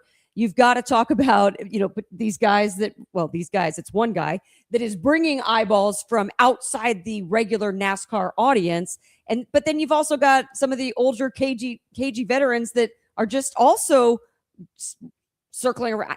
I hate to say that, but like a Michael McDowell, who's not necessarily winning every week. But I mean, it's a lot of storylines we need to cover as media members, and we just maybe need to do a better job of diversifying our talk. Well, here's the story, and no one is talking about this. At Daytona, I talked to 4 drivers off record who said this is BS. Well, true. And I can promise you that the full-time drivers, if you get them off the mic, off video, that they will say this is BS. This guy has not earned his chops. I don't care if he's bringing 500. If you don't have the respect of the players on the court or the drivers on the track, then that's where it begins. Sponsorship, great. Ownership, great. But if you don't have the respect from the guys in the freaking race cars, man, are you kidding me? I remember with Jeremy Lin how some of the NBA players were coming out talking about negative comments about him on the record, and there were drivers that would speak on the record on Cletus that would say, "Yeah, we just don't, I don't want him in there because he's taking the seat of somebody." I don't know whatever that means. But if you can't earn the respect of the drivers, imagine a Cletus McFarland type coming into IndyCar. Real quick, were those drivers Cup drivers or O'Reilly drivers? Cup drivers. Okay, he's not racing in Cup. Does it matter what they think right now? He is racing in O'Reilly. It didn't matter. No, I was just talking about working his way up through the truck series, the O'Reilly series, into Cup. Cup's so far down the road. I'm talking about trucks. I'm talking about O'Reilly. So here's what I'll say. I think there was no reason why he should be making any truck starts or O'Reilly starts this season. He should have ran another ARCA season. A full season, or at least the East. Yes, exactly. Or the West. He's proven he can compete in that series. He was leading laps, almost won at Talladega. Yeah. So they fast-tracked him way too quickly. That's the bottom line. Sound familiar, Connor Zilic? Side note, going back to Nashville here real quick. This race is not going to be done by the time we get off the air. So we might have to do another Speed Freaks Oh, After man. Dark. And Oh, we so can do that. Yes. Yeah, Crash won't fall asleep this time. No, I won't be up for 21 hours like I was last I can't Sunday. wait for this post race because it's going to be so good because Yeah. we're going to have a lot to talk about with this Brad Keselowski and Austin Dillon thing. That's not going away yet. No way. Yeah. Oh, yep. Another Yeah, so big hit balls. in the wall. Hey, Big so, balls, Byron. Big so balls in the wall. Cody, you've heard our comebacks on the whole Cletus McFarland. You being the residential snorkeler of the Cletus McFarland, where has your opinion changed at all on Cletus? I have said from the beginning, I don't think that he's ready for Right. O'Reilly Series race. ARCA, he definitely needs to run more races, but to accommodate for that, he did just buy himself a Pro 8 model that had to get custom built because, Yeah. Giraffe, he's 6'6". Giraffe. He legitimately didn't fit in Pro 8 models. So he had to get that built. They're buying one for Squirrel McNutt as well. So, I mean, they're going to get practice. They're going to get laps. Time will tell. Maybe we all should just freaking pump the brakes. Let them get their practice in. What's happened has happened. Fast track or not, it's happened. Here's where we are now. Let's let them get their practice and let's see where this plays out. He's not going cup racing. So I can't work myself up for this guy. I mean, either way, I could try and fake a hard take on it, but I just really don't have one. I think it's stupid that NASCAR is allowing a dude that's never run a full stock car series to go in their 3 professional series, 1 or 2 of their 3 professional. I think it's stupid, absolutely stupid, but I don't care. I don't care. I've known NASCAR to do some really stupid things and some really brilliant things. And I think this, in long term, this will not be good for NASCAR. You'll have that, well, Cletus did it. Why can't I do it? Oh. Yeah, can Cole and I hop in a race car next year? Right. Well, do you have 10 million social media followers? No, but I've got a funny car winner that got his first race win for Tasca Racing. Joining us next, Austin Prock, Lucas Oil Studios. Speed Freaks, Motorsports Radio, redefined. Freak Nation, head to your local General Tire dealership now to check out the latest additions to their product lineup. The Grabber family of tires are engineered for durability and feature innovative performance features that offer all-terrain capability, blending exceptional off-road durability and impressive on-road performance, all while sporting aggressive style. For outstanding off-road performance coupled with strong street manners, look no further than General Tire. General Tire delivers for whatever you do, and the official tire of Speed Freaks since 2001. One of the main reasons for poor vehicle performance is a dirty fuel system.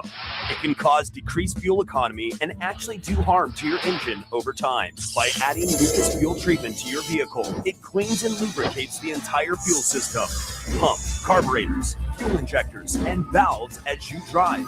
It also improves your vehicle's performance. It's a non-solvent product designed to protect both gasoline and diesel engines. Lucas fuel treatment. It works. Straight Talk Wireless presents Pickup Truck Wisdom. The smartest way to spend your money is not to. Straight Talk offers free 5G phones for new and existing customers on Verizon's 5G network. So the refund money I don't spend on that free phone is the refund money I get to keep for my family. Smart. Find us at straighttalk.com and Walmart. Straight Talk Wireless. Straightforward. Always. Taxes and fees apply. Plan purchase required for free phone offers. Copyright 2026 Verizon. The most memorable night in NTT IndyCar racing is coming to Worldwide Technology Raceway on Sunday, June 7th. It's a 200-mile-per-hour spectacle of speed that you have to see to believe. The stars of the Indy 500 take center stage in the 10th annual Bomarito Automotive Group 500. That's not all. The stars of Indy Next and the USAC Silver Crown Series go wheel to wheel to bring you 3 edge-of-your-seat races. Get your tickets to the big show at www.raceway.com. Some people, they follow the rules. Here at the Freak Nation, we don't. Go to our YouTube channel at Official Speed Freaks and hit the store link, and you'll be able to own a part of the Freak Nation, from adult to kids tees, freaking hoodies, beanies to styling lids, kicks, and coffee mugs. All carrying Speed Freaks attitude that's been rattling cages for 25 years. This ain't fashion. It's a big old fat middle finger to boring. Hello. You want to blend in? Keep walking. Hit up Speed Freaks YouTube page and bang the store link so you too can own a part of the Freak Nation. Are you nearly maxed out on your credit cards? It doesn't matter if you're using your credit cards for fun or to survive. At the end of the month, your statements come in, and you can either pay them or you can't. If you can't, late fees and interest rates get tacked on. And now you're struggling just to make the minimum payment due. Do you feel trapped? Am I talking to you? Good, because I personally researched some companies that can help you. They may be able to reduce your credit card balances by 50% and stop the late fees. If you qualify, please call our special debt hotline number right now for a complimentary free 5-minute consultation. Deal with your credit card problem now before it gets much worse and put more money back in your pocket. Trust me, I've been there too. Call right now. 800-948-1659. 800-948-1659. 800-948-1659. That's 800-948-1659. There is less than 1/100th of an inch of motor oil protecting your car's engine. Friction and heat causes engine oil to experience thermal breakdown, weakening its ability to protect the engine and its parts. Lucas Heavy Duty Oil Stabilizer is specially formulated to resist thermal breakdown, protect vital engine parts, and extend the life of your engine. It also stops smoking, knocking, and oil consumption in worn engines. Lucas Heavy Duty Oil Stabilizer. Keep that engine alive. Speed Freaks, Motorsports Radio, redefined.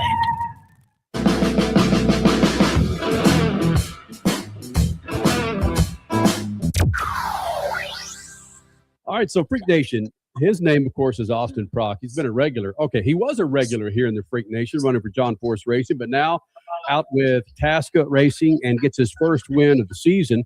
And you mentioned this is the longest you've gone without a funny car win, and that includes your rookie season, right? Yeah, just a mere 8 races. That's going to be your number from now on. Just anything that's with 8. Yeah. And that's kind of fitting right now. Tribute to Kyle Busch right there.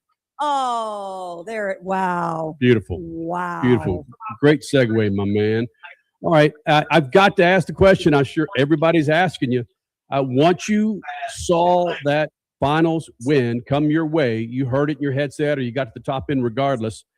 I'm sure there was a sense of relief, but give me a little play-by-play of mentally what you were going through once you hit that throttle and then you heard that, I got my first funny car win for 2026. Yeah, it was chaotic.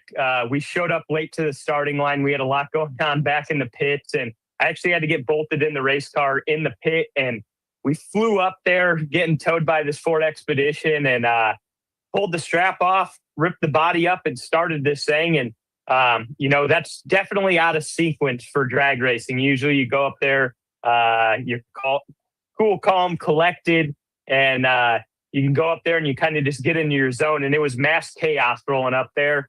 I stood on the gas and the thing felt like it was moving. I felt like I hit the tree pretty decent. They shoot off on the starting line. Austin a mile late. Finish line stripe. It is going to be Austin Prock. A 95 beats a 97. I pulled the parachutes, got to the finish line, and the sun was behind us, and it was glaring on the wind light. And I felt like I was looking at it for about 35 minutes, going past it at 327 miles an hour. And right at the last second, I saw that thing flash green, and I wanted to jump out of the race car. It was huge. All the effort that we put in over here at Tasca Racing and the long hours that we've worked and the grind that it's been painful, honestly. Late nights. We haven't left I think there's been 5 days since we started this season where we've left the track before 1 a.m, all weekend long. So, it's been, just working through every situation that really gets put into us. You fix one problem, you find 2 more. And last weekend in Chicago, or last race weekend, 2 weekends ago, we finally felt like we started to get it organized enough to where it was starting to look normal, and ended up going to the semifinals there. And we really felt like we had a car to win, and we just missed it. The tuners missed it a little bit. I missed it on the starting line. And I think that all of us just put our heads down after that and said, hey, we can do this. We have a race car. We have a driver that can do this. And we came here and, it was guns blazing. We won the Mission Too Fast, Too Tasty. That was the first time we were in it all season long.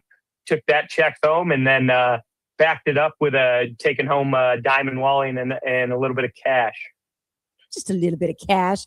That's where I want to go with you, is that you won the Too Fast, Too Tasty challenge throughout the qualifying efforts on Saturday. You took down Matt Hagan there.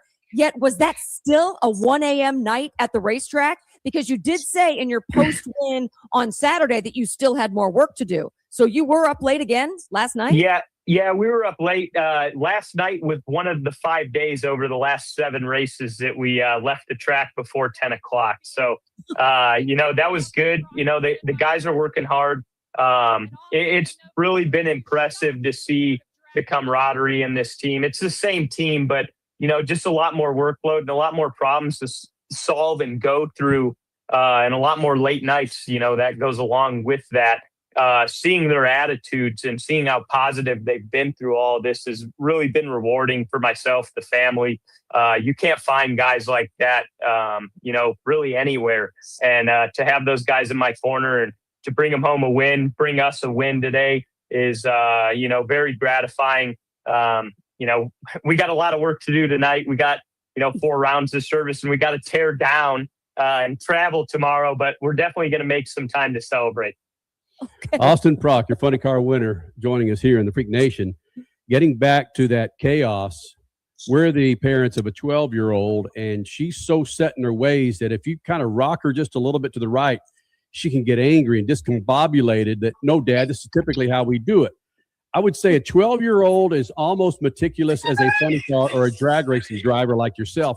When you get out of line like that, was someone talking you off the ledge? Was somebody in your face going, dude, just breathe. We've got this. Yeah, I have plenty of people in my corner. Obviously, my family's in my corner. My fiance Kat's in my corner. I got Bob Tasca coaching me, and I have a great support system. And it's been easy to get off my rocker, and easy to get astrayed from the line that you need to be on.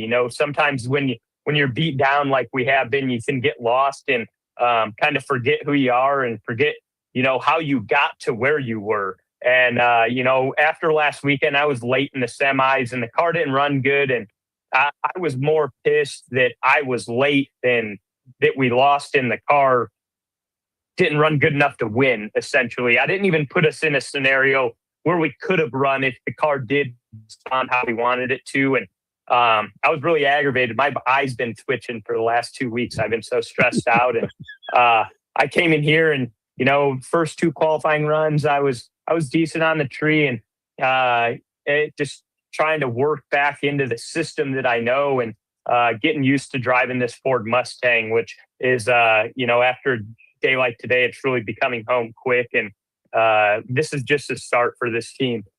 Ford Racing, they've been great to work with and a lot of engineering support, which is great for my family. And, I'm just happy to get them a win this year.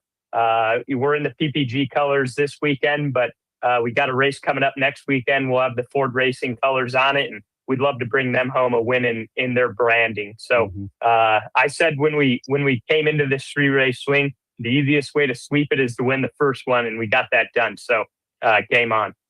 Yeah, goal box checked. You came into the race in Maryland 11 in points. After the first round, you were 10th in points. After the second round, you were 9th in points. You're making this look easy, though.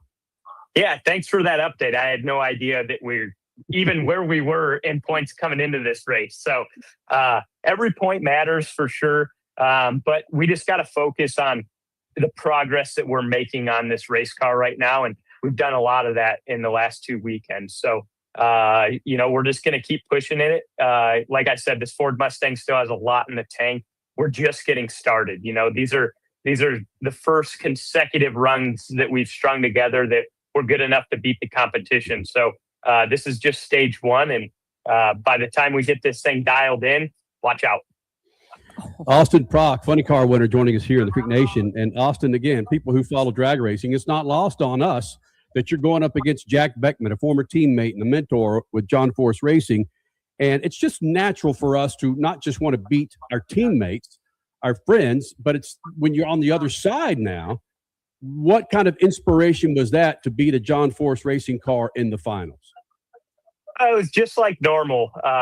Racing him, obviously we were teammates, but I still wanted to beat him and he still wanted to beat me. And we have a pretty good track record of, I feel like our wins against each other are pretty even, honestly. And I just treated it the same.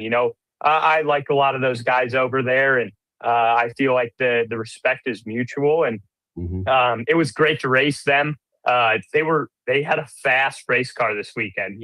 We knew that we had to push in the final round, and they were ripping off, quick numbers against the rest of the competition. And nobody was happy to race Jack Beckman today. I can guarantee you that. So it's funny how the race, first round had to be against a Force car. And, I'm just glad to get, the better end of the stick this time. But it's a long season, and those race cars run great over there, as you've seen the last 2 years. So there's plenty of smart people over there and plenty of good equipment, and they're going to continue to be strong. They have great race car drivers, and we're just going to try and, do our best to outdo them.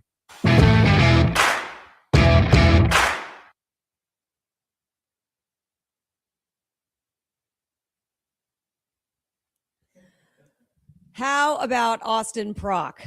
Yep. First of all, before we get into what he's been doing right now this season, it's been a rough start to the season. I don't think this guy had any round wins on a Sunday until last race, which was Chicago. So that was a little interesting. But Austin Prock now is showing that they have things together, and things are going to start changing. He's put the funny car field on notice. And pulling out not just a win this weekend, but a double up, a sweep of the weekend with the Mission Too Fast, Too Tasty Challenge and the Sunday win for the Diamond Wally. I'm saying he's putting the field on notice. He's 9th in points now, very close to 8th. Spencer Hyde, is 8th. So it's going to be interesting on this 3-race run. When you have a dude like Austin Prock that's used to winning freaking races, man, this guy was frustrated as all get out. We saw him in Phoenix, that second or third race, right? Mm-hmm. And you can tell the dude was pretty freaking frustrated. All right, Freak Nation, coming up next. Wild? No, it's what do we call it, Richie? I'm calling it the Dumb AF Move of the Week. Next. SpeedFreaks, Motorsports Radio, redefined. Some people, they follow the rules. Here at the Freak Nation, we don't. Go to our YouTube channel at Official Speed Freaks and hit the store link, and you'll be able to own a part of the Freak Nation, from adult to kids tees, freaking hoodies, beanies to styling lids, kicks, and coffee mugs. All carrying Speed Freaks attitude that's been rattling cages for 25 years. This ain't fashion. It's a big old fat middle finger to boring. Hello. You want to blend in? Keep walking. Hit up Speed Freaks YouTube page and bang the store link so you too can own a part of the Freak Nation. The most memorable night in NTT IndyCar racing is coming to Worldwide Technology Raceway on Sunday, June 7th. It's a 200-mile-per-hour spectacle of speed that you have to see to believe. The stars of the Indy 500 take center stage in the 10th annual Bommarito Automotive Group 500. That's not all. The stars of Indy Next and the USAC Silver Crown Series go wheel to wheel to bring you 3 edge-of-your-seat races. Get your tickets to the big show at www.raceway.com. Straight Talk Wireless presents Pickup Truck Wisdom. If you're only good to your new friends, you're not going to have any old ones. Straight Talk gets it. That's why new and existing customers get free 5G phones on Verizon's 5G network. Pretty simple, really. You keep good people by being good people. Find us at straighttalk.com and Walmart. Straight Talk Wireless. Straightforward. Always. Taxes and fees apply. Plan purchase required for free phone offers. Copyright 2026 Verizon. Freak Nation, head to your local General Tire dealership now to check out the latest additions to their product lineup. The Grabber family of tires are engineered for durability and feature innovative performance features that offer all-terrain capability, blending exceptional off-road durability and impressive on-road performance, all while sporting aggressive style. For outstanding off-road performance coupled with strong street manners, look no further than General Tire. General Tire delivers for whatever you do, and the official tire of Speed Freaks since 2001. One of the main reasons for poor vehicle performance is a dirty fuel system. It can cause decreased fuel economy and actually do harm to your engine over time. By adding Lucas fuel treatment to your vehicle, it cleans and lubricates the entire fuel system, pump, carburetors, fuel injectors, and valves as you drive. It also improves your vehicle's performance. It's a non-solvent product designed to protect both gasoline and diesel engines. Lucas Fuel Treatment. It works.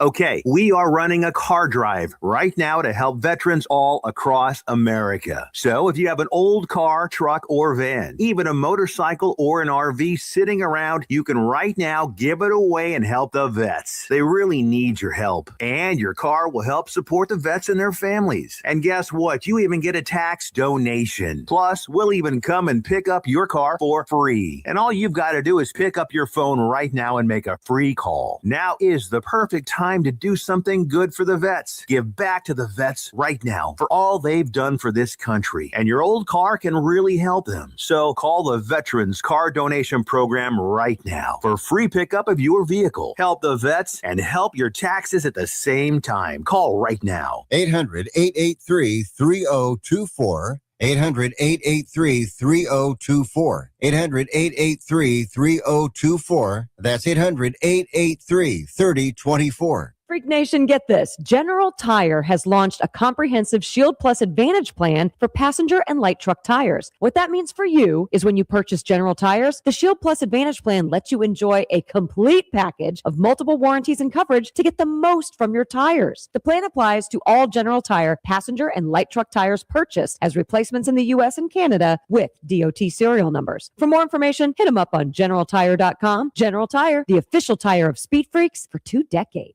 Speed Freaks, Motorsports Radio, redefined.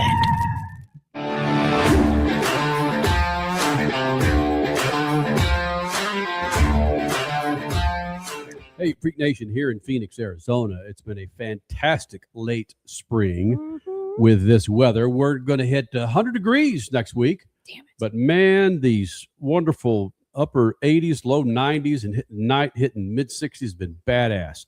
My whole point is we're probably going to have one scorcher of an MFer when July or maybe June hits, middle of June. So if you're in that hot area, whether it's the desert, okay, summertime, get yourself a new set of General Tires. Go to GeneralTire.com and make sure your family, your friends, when they're rolling with you, they can trust you in that snappy little hot rod of yours because you got a new set of General Tires. That's GeneralTire.com, GeneralTire.com. Cole Cusimano, how are we looking in this long AF race? Well, JGR is dominating. Denny Hamlin is leading with, I can't see the lap count here, but he's leading Chase Briscoe and Christopher Bell in the winning stages of this Nashville race. And Richie, have we determined if the Austin Dillon bump of BK was payback? Well, if you listen to Brad Keselowski and his interview with Amazon there, he seems to think so. And after reviewing the video footage, like the Zapruder film that I did in the break, I was showing it to Crash. I did it frame by frame by frame. To me, it looked pretty dang intentional. Because? So if you watch the video footage, and Freak Nation, correct me if I'm wrong, Brad Keselowski was below the kind of yellow line on the racetrack because he was kind of forced down there by another one of the colleague cars, I believe Ty Dillon. And Austin Dillon, brother, was above the yellow line with a little bit of space in front of him, nobody to his right side, and he had enough space to keep his car above the yellow line and not be forced down there. Got it. And he was not forced down there by anybody to his right-hand side. So to me, it looked like he intentionally went down below the yellow line, knowing Brad Keselowski was there. And just the way the car moved seemingly was pretty dang intentional and premeditated. Yeah. Chased and clipped. Well, okay. If we were talking about just be consistent with your rules. Okay? When Austin Dillon ran through Logano and Hamlin in 2024 to get it to allegedly make the playoffs. They didn't suspend him, did he? Did they? No, they took away his win. So what's going to happen now? They have to I guess, see if it's deemed intentional, and then they got to suspend him, I guess, or dock him points. I don't really know. It's not as egregious as that was back in 2024. Yeah, that's for the win, though. I think it's different. I don't know. Definitely different. And this is retaliation from a prior incident. That's the thing. There was no retaliation for that Logano dump and run for the win. All right. Yeah. What's the speed they're running right now in Nashville? I mean, they're going at well over 150 now. Yeah. So then I believe that comes into play because when it was a dump and run that Austin Cindric did at Coda, the reason for no suspension there was because the speeds were lower. So is it going to be deemed a dangerous speed in this Nashville race? That might weigh in. Yeah, I would imagine so.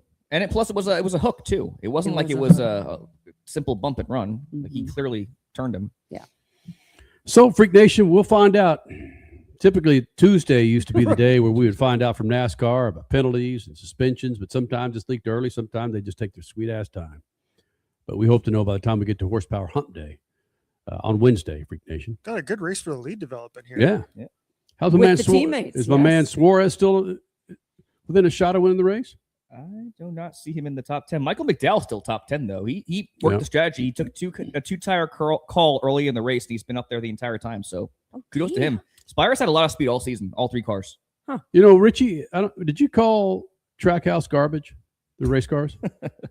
Yes, I did. Then how is SVG doing so well? Because he's starting to figure this stuff out, man. Got it. He's starting to become an oval ace.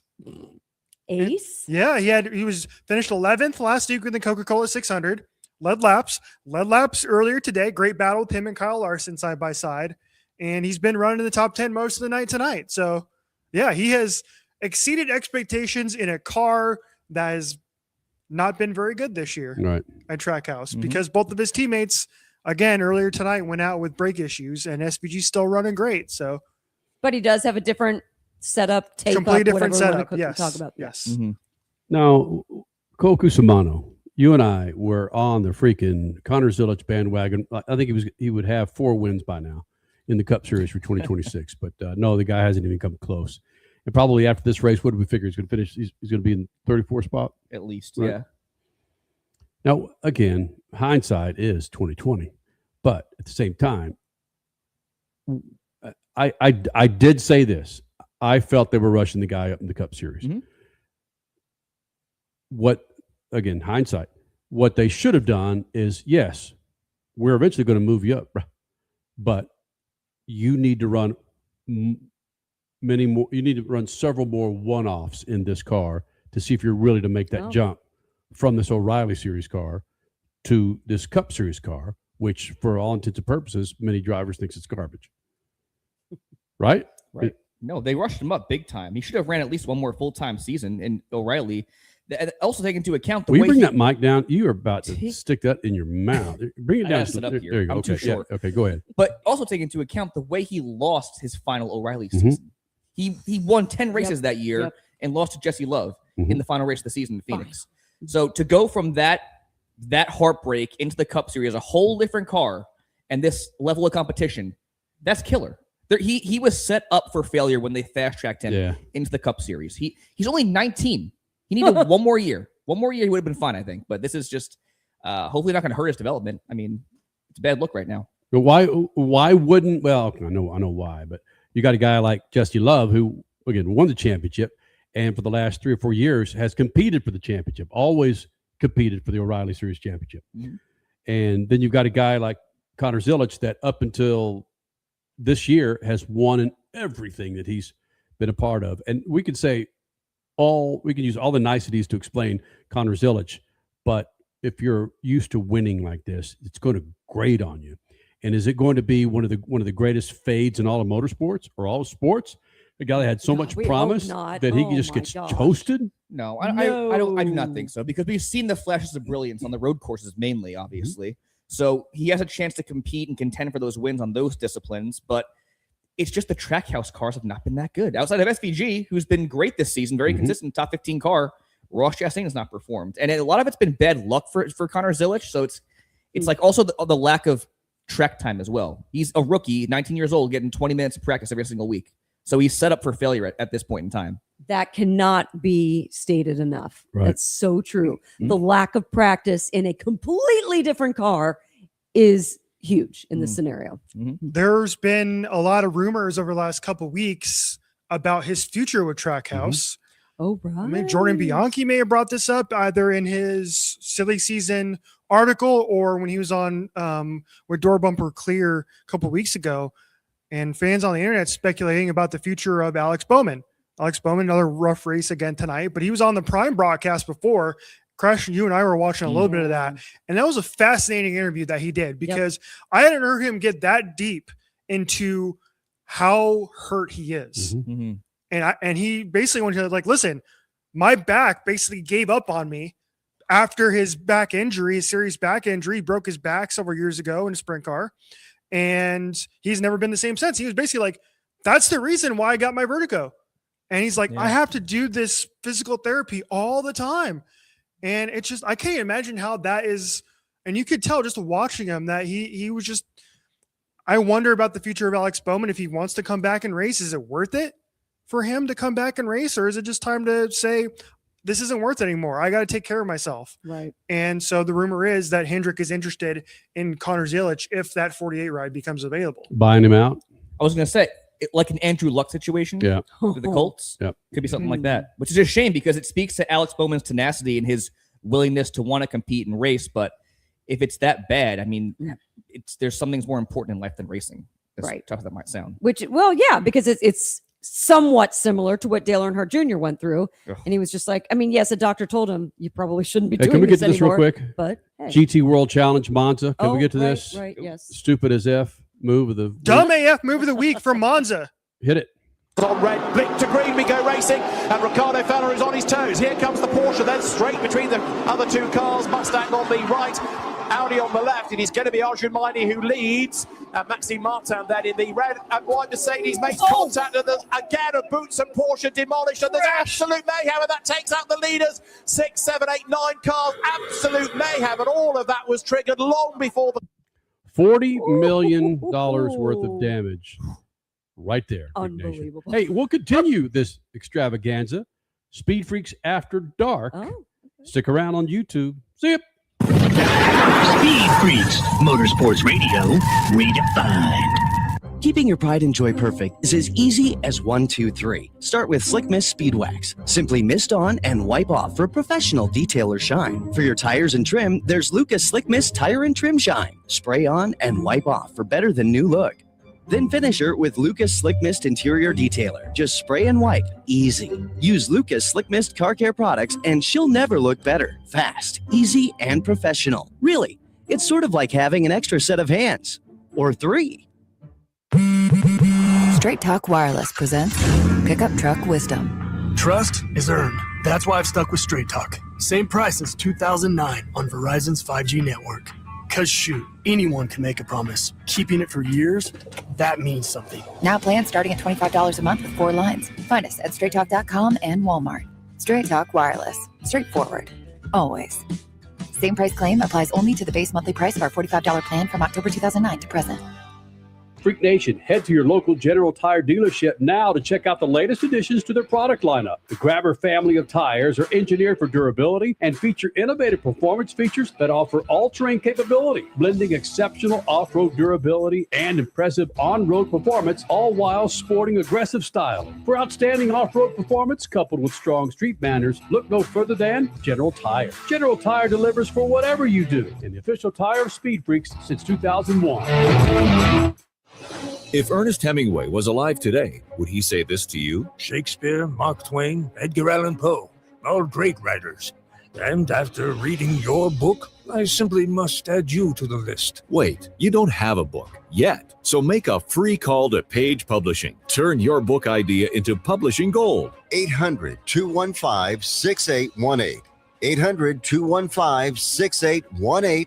That's 800-215-6818. The most memorable night in NTT IndyCar racing is coming to Worldwide Technology Raceway on Sunday, June 7th. It's a 200-mile-per-hour spectacle of speed that you have to see to believe. The stars of the Indy 500 take center stage in the 10th annual Bommarito Automotive Group 500. That's not all. The stars of Indy Next and the USAC Silver Crown Series go wheel to wheel to bring you 3 edge of your seat races. Get your tickets to the big show at www.raceway.com. Some people, they follow the rules. Here at the Freak Nation, we don't. Go to our YouTube channel at Official Speed Freaks and hit the store link, and you'll be able to own a part of the Freak Nation, from adult to kids tees, freaking hoodies, beanies to styling lids, kicks, and coffee mugs. All carrying Speed Freaks attitude that's been rattling cages for 25 years. This ain't fashion. It's a big old fat middle finger to boring. Hello. You want to blend in? Keep walking. Hit up Speed Freaks YouTube page and bang the store link so you too can own a part of the Freak Nation. Freak Nation, get this. General Tire has launched a comprehensive Shield Plus Advantage plan for passenger and light truck tires. What that means for you is when you purchase General Tires, the Shield Plus Advantage plan lets you enjoy a complete package of multiple warranties and coverage to get the most from your tires. The plan applies to all General Tire passenger and light truck tires purchased as replacements in the U.S. and Canada with DOT serial numbers. For more information, hit them up on GeneralTire.com. General Tire, the official tire of Speed Freaks for 2 decades. One of the main reasons for poor vehicle performance is a dirty fuel system. It can cause decreased fuel economy and actually do harm to your engine over time. By adding Lucas fuel treatment to your vehicle, it cleans and lubricates the entire fuel system, pumps, carburetors, fuel injectors, and valves as you drive. It also improves your vehicle's performance. It's a non-solvent product designed to protect both gasoline and diesel engines. Lucas fuel treatment. It works. Speed Freaks, Motorsports Radio, redefined.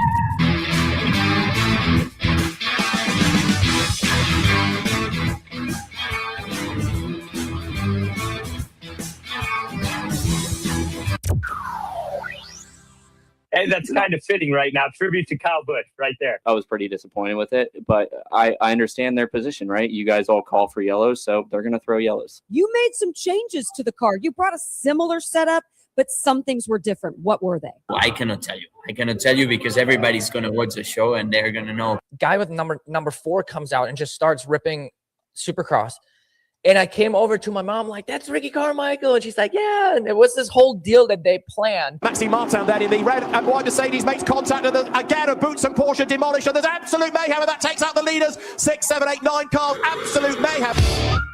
Ladies and gentlemen, live from the Lucas Oil Studios and riding on a dope set of General Tires, Speed Freaks, Kenny Sargent, Crash Gladys, Richie, Cole, and Cody. Big Johnson.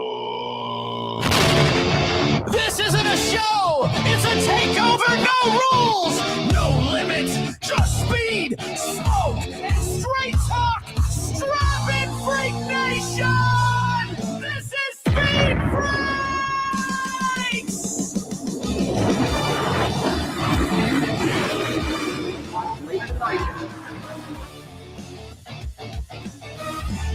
We already won. We already won.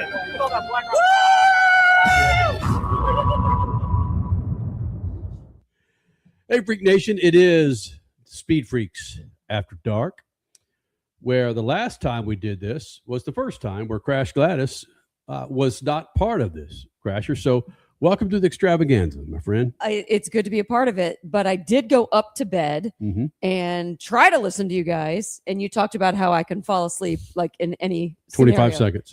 Yeah. Then that's all I heard, and then I fell asleep. I wish I had that. An art form, huh? And what's so great about this, Freak Nation, is we have a huge monitor just below my eye line, all of our eye lines. And we're watching the race as we go. So I've got to put all my trust in Cody Big Ass Johnson that you're switching the show. You're giving us relevancy. You know what? Thanks. And Richie's passing out and beers. Richie's passing out brew halls because it is after dark. According to our contracts with everybody and YouTube, we can imbibe live on the air as we do Speed Freaks After Dark. We've got 31 laps, almost 30 laps left, and Zane Smith is sitting the 2 spot, Eric freaking Jones is leading this race. Okay, before you say anything else, Mhm. what did the Money Stop tell people this Money week? Stop highlights 12 drivers every week. 4 favorites, 4 sleepers, 4 value picks. 2 of our value picks were Eric Jones and Zane Smith running 1-2 with 30 to go. That's Dude. bullshit. No. Yep. Dude. We also had SVG in 14th, who's been top 10 all day. Uh-huh. And Joey Logano, who I don't know how he's fared most of the day, but 3 of 4. So for why values. Zane Smith and Jones? Because their stats at this track. First of all, Zane Smith had an incredible run last week in the 600. He did. He was Good running point. top 15, top 10 most of the race. Finished top 10 actually. Got it. He's only one top 10 away from matching his career high, which has only been 14 races this season. And he finished runner-up. I think it was 2 years ago at Nashville. Zane Smith, that is. And Eric Jones, taking out one DNF he has at Nashville, has an average finish inside the top 10. Well, Eric Jones in the pits. We knew that wasn't going to last. Yeah, well, Right. he's been top 10 all day for the most part, Yeah. though. See how it shakes out. And we were talking about this in our pre-show meeting regarding what's Bro, that? Riley Herbst is in 3rd place right now. Yeah, I can't wait to play that audio. You guys laughing at Crasher. Yeah. Well, and I honestly didn't mean to pick Riley Herbst, but then I thought, ooh, did we just stumble He's onto sitting something? pretty right now, man. Into existence. He's sitting pretty right now because Zane Smith stopped on 216, Blaney stopped on 216, Good. Herbst stopped on 218. So they're really close on fuel. You're gonna have to do about 85 laps with some cautions mixed in there, maybe. All the top 3. The top 3. Okay. So they're gonna be really close on fuel, and with those 2 extra laps, who knows? You might have another like 2024-esque fuel mileage finish coming up here. If Riley Herbst wins, I'm rage quitting. I'm walking off the set and driving home. Rage I forgot to bring this up when we were talking about Cletus McFarland running that O'Reilly Series race. The O'Reilly Series race was the Sports Illustrated Resort 250. What the hell is a Sports Illustrated Resort? That's a Hey, they don't do journalism over there anymore. They just want people to come hang out at their hotel. Yeah, where's their hotel? Is it in Nashville? It's got to be in Nashville. Yeah, down on freaking whatever Broadway. street where everybody Broadway. goes down there and starts blasting. Right? Here comes Blaney down pit road. What is it? Sponsored because there is a brand new Nashville resort. Oh, there you go. Called Sports Illustrated. Sports Illustrated Resort, yes. Sports Illustrated has not been relevant the 12 and a half years my daughter's been alive. Yet they're naming freaking resorts after Sports Illustrated? You got to rebrand yourself. You have to evolve with what people want. Margaritaville has resorts all over the place. Does that really do the brand well? If it does, maybe Sports Illustrated looked at that and said, that's what we need. That's like Hooters rebranding into a family-friendly model, like they said recently. Yeah, how'd that work out for Vegas many years ago? We're going to turn it back into a family destination. right. Yeah. Started losing their ass and screw that. We're going back to freaking topless broads and freaking horn dogs. And if you're curious, a room would run you about $389. The Placemaker Premier So Bro. So bro.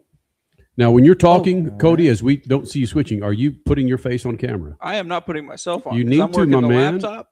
It's about brand building, Here we are. bro. I'm here. Hi. It's Now it's about back to brand you. building. Now Mama Johnson's happy. Yeah. Yeah. Right. That's true. All right, Freak Nation. Zane Smith leads with 24 laps to go. As Richie said, he is sitting pretty. And that is incredible that our good friends at the Money Stop had Zane Smith doing very well, quite well at this racetrack. Because according to Cole Cusimano, typically that's how Zane runs at this A racetrack. value pick. Yeah, Mhm. value How you pick. have it. And Yep. typically in his Cup career so far, he's fared best on the 1.5-mile intermediate track. So Mhm. it shouldn't be a huge surprise for most. But yeah, good call. Tell me where my man Joey Logano is, who's having such a great year. Yeah. Whoa. He's 20th, and he is the 5th car one lap down, it looks like. Look at that. Ugh.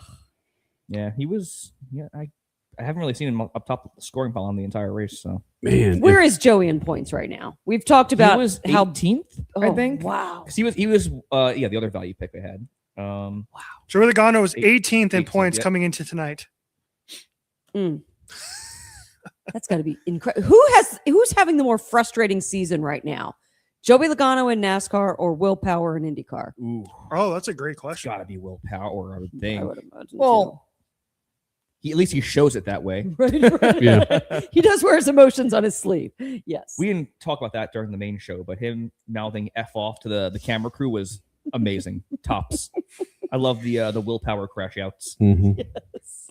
Such a shame too, because we had people commenting earlier who are IndyCar followers, and they were talking about how everybody was rooting for willpower. When he took the lead early in the race, our chat blew up, man. I was like, let's freaking go. Yeah. Yes. It's been such a rough go for willpower at Andretti this year. We knew Kyle Kirkwood was going to be good, his teammate at Detroit. And so when he took the lead, I was like, oh man, we might actually get either a willpower win or a podium. And he was in line to do it. And then Scott McLaughlin just, I don't know what he was thinking, man. Freaking bodied. Yeah, they're going to have some talks. I mean, Scott McLaughlin's interview was very interesting. At the end, he's like, I have so much respect for willpower. We're going to need to talk this out, but I had nowhere else to go. He's claiming Will came into him and there was just no room. So, yeah, that's going to be an interesting talk. We might get on that in St. Louis, but damn it. I know I think we all want willpower to pull one out. It's a great lead into Worldwide Technology Raceway, by the way. That Yes. was an awesome race. Yeah. And I mean, the Worldwide Technology race last year was incredible as well. So, set up for success. We know that Chris Blair is going to deliver. Where's the burn bar? We need to get some burn bar going here. Oh, to see where their fuel is. I want to see where their fuel is. Scared, I man. think they I'm can. getting really I'm pretty scared. sure. Oh, no, Again, he's not gonna win. Freak Nation. If anybody's listening to the Prime broadcast, please tell us if I'm wrong. But I think they can make it because the fuel window is. Rally Herbst has it. Just as you said that. Just as you said that. It's like we had other guys going about 80 laps or so on with their fuel. So does that mean Riley Herbst just basically lost fuel in second, got passed by a bunch of drivers? Zane Smith, though, is 2 laps different than him from the last fuel stop. Does that mean we're going to see Zane Smith run out in about 2 laps? I mean, obviously the fillers are he's got a big lead too. He's got about a 4-second lead, so he might be saving fuel. But I looked at his lap times, and the lap times are all the same. Everybody's ordering 31s flat, basically. He probably surrendered to pit road just because he got passed by the best car on track right now with the freshest tires and all that, and trying to save some track position for the end of this thing. Now, we talk about bad seasons. Talk about Will Power in IndyCar, Joey Logano in NASCAR.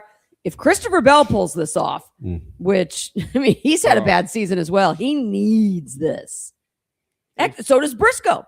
Okay, Christopher Bell and Chase Briscoe, if they can both get Zane Smith, they need these finishes massively. Yeah. Well, it's 2 laps. He just ate it, killed a second off the lead for Zane Smith, Christopher Bell, that is. So there's a 44 lap difference in fuel between Zane and Bell. Oh, wow. Yeah. So Zell can go full Zell. Bell can go full rich. Yeah, it's over about a second difference right now. So Riley's pitting again. Oh, did he get a penalty? Probably too fast entering. Oh, that's funny. Must have gotten a penalty or something. Yeah. Christopher Bell might do this, man. This is good for him. Yeah, this would be. Yeah. He needs it big time. But wouldn't we love to see Zane Smith take a win?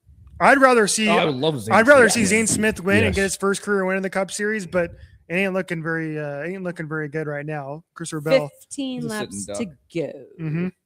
Is Logano now 2 laps down? Did he pass Logano again? Yep. Yeah, he did. Wow. Oh my goodness. He's just sitting duck right now, unfortunately. 14 to go. Hey, there's got to be Second lead. 2 or 3 other drivers that need to step their ass up and get some top 5 finishes here for the next 5 or 6 races, because come 3 or 4 months from now, we're going to be laughing at Tyler Reddick just sitting back in an easy chair and a freaking umbrella in his drink going, Oh no. suck it. Zane Smith is. Yeah, this He is. just We're doesn't gonna see another doesn't pass have for a lead here. Oh boy. Christopher Bell in 3. Another lead change 2. coming up. 1. Nope, not yet. But Soon, Zane. Soon. Oh, Logano's there it turn. is. Not making it easy, though.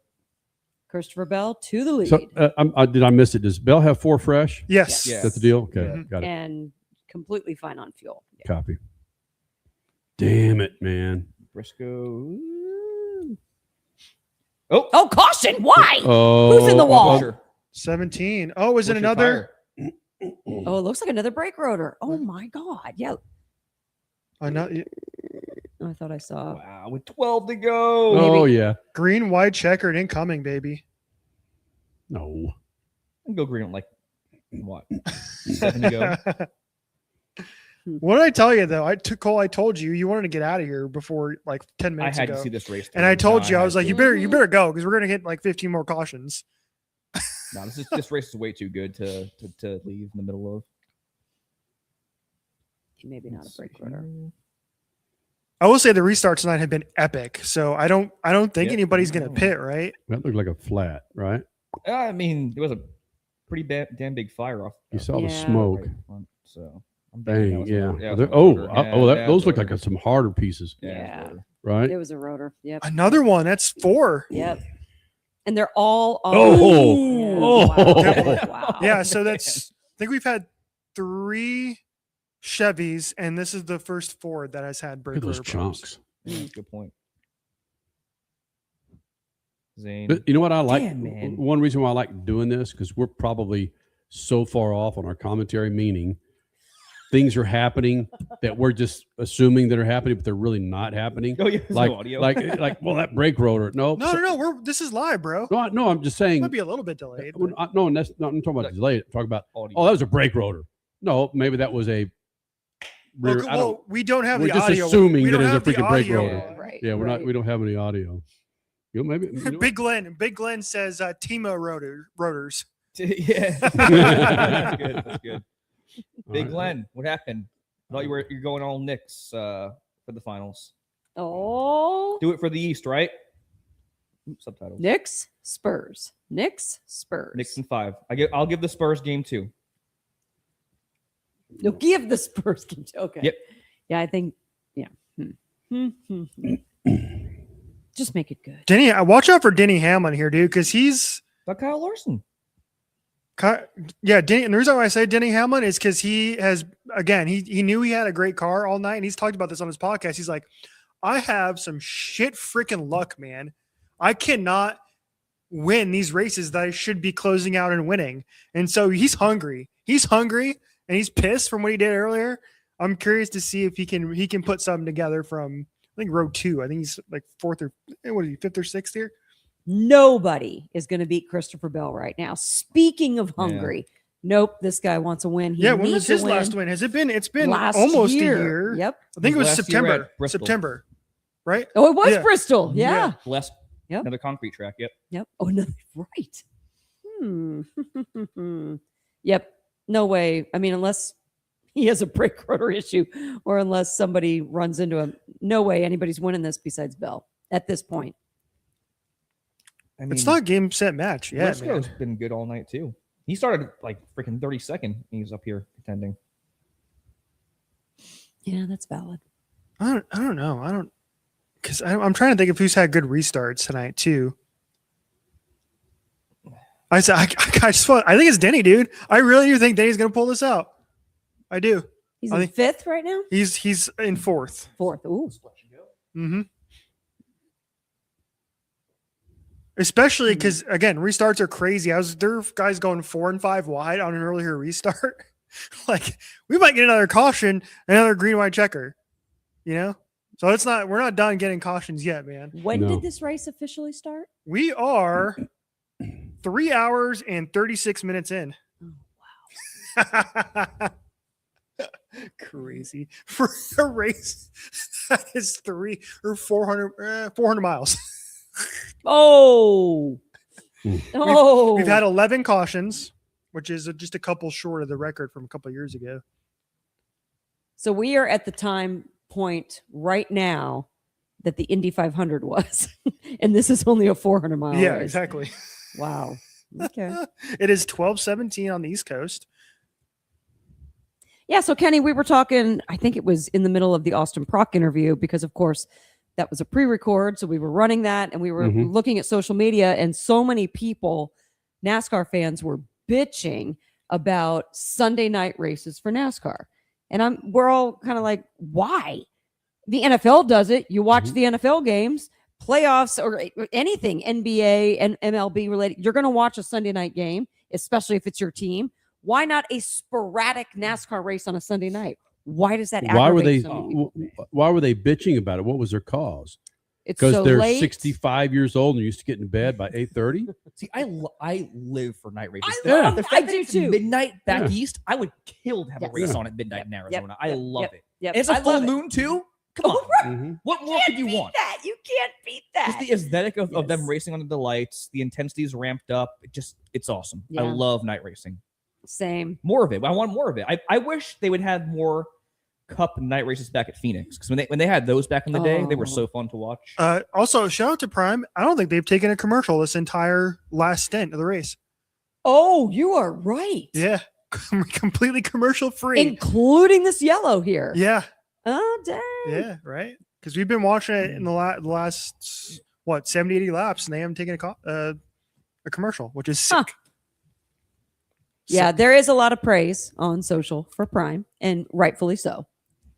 This has been super clear cameras, lots of cameras, great analysis, good technical talk. Yeah, it's Well, with 8 laps to go, I've just been I'm just letting Cole continue to talk his way into the Knicks winning in 5.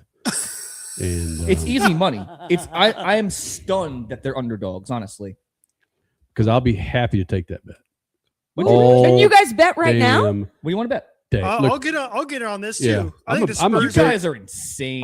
Victor Wembanyama is the best player in the NBA. Yeah, Guess I'm what? sorry. That's one guy. They have Wemby, they have Castle, they have Fox. The Knicks, their whole starting 5 play as a team. They're a full team. They play in sync, and they just break records every single game. They have the most depth. Who'd they too. play in They've the had Eastern most- Conference Finals? It A doesn't flipping matter. cupcake, It doesn't bro. matter. The Spurs just beat the best team in the NBA. Who won the NBA Cup? Who gives a Against fuck who? I about the couldn't tell NBA you, Cup? man. Who did? The Knicks won God against the Spurs. damn. Who cares about the cup? Jalen Brunson. Oh my God. That's like saying I won the freaking Ocean cupcake Anunoby. race at my local short track. It's like, hey, I'm gonna win the ARCA series this year because I won one race at my local go-kart track. Are we talking about Cletus McFarland? So because they have Wembanyama, they're going to win automatically because of one Yes, guy. He's the best player. Yes. No. How many no times has Michael shot. Jordan and LeBron James single-handedly won their team championships? And I think that's what Wembanyama is going to do. Okay. Yeah. I'm taking receipts. That's fine. I'll give you a receipt. I just watched Mitch Johnson out coach a championship winning coach with OKC. OKC is so And- overrated. Okay.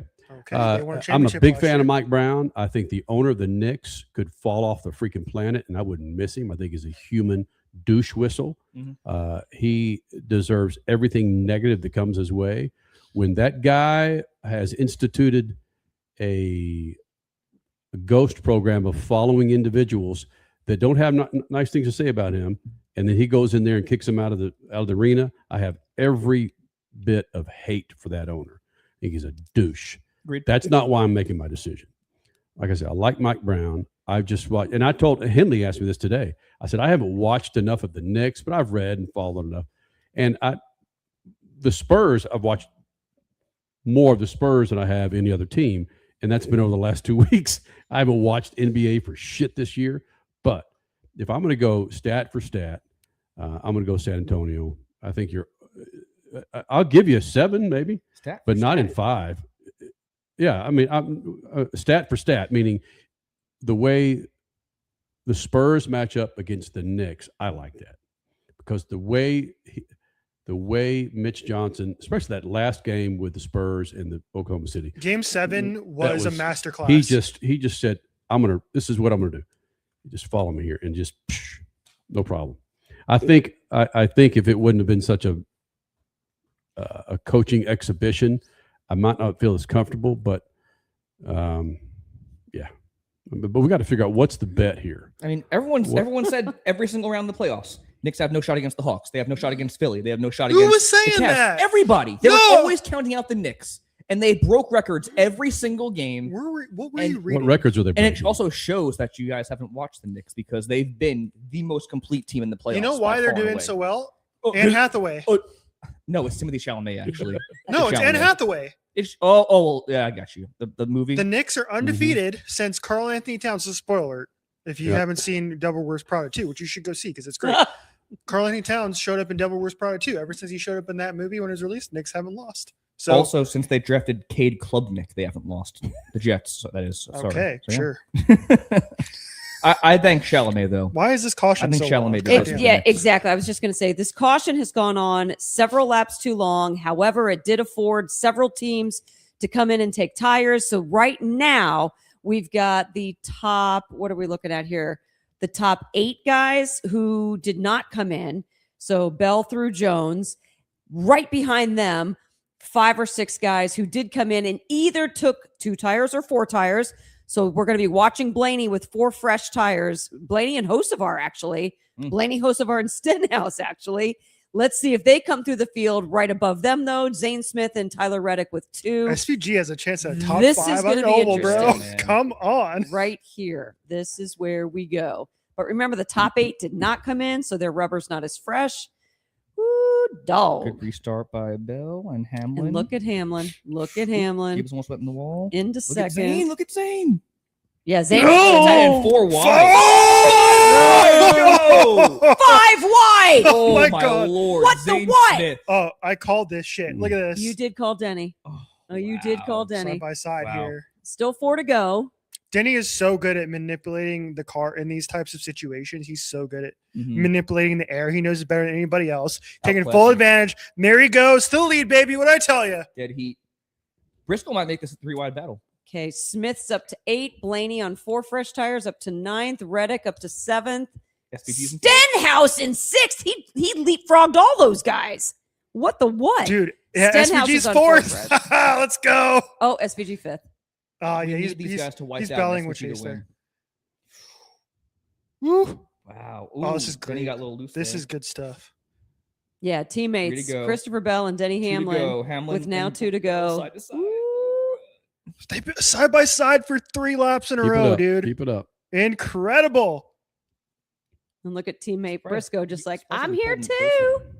I'm in 3rd. Get up Hang there, tight, Briscoe. hang tight.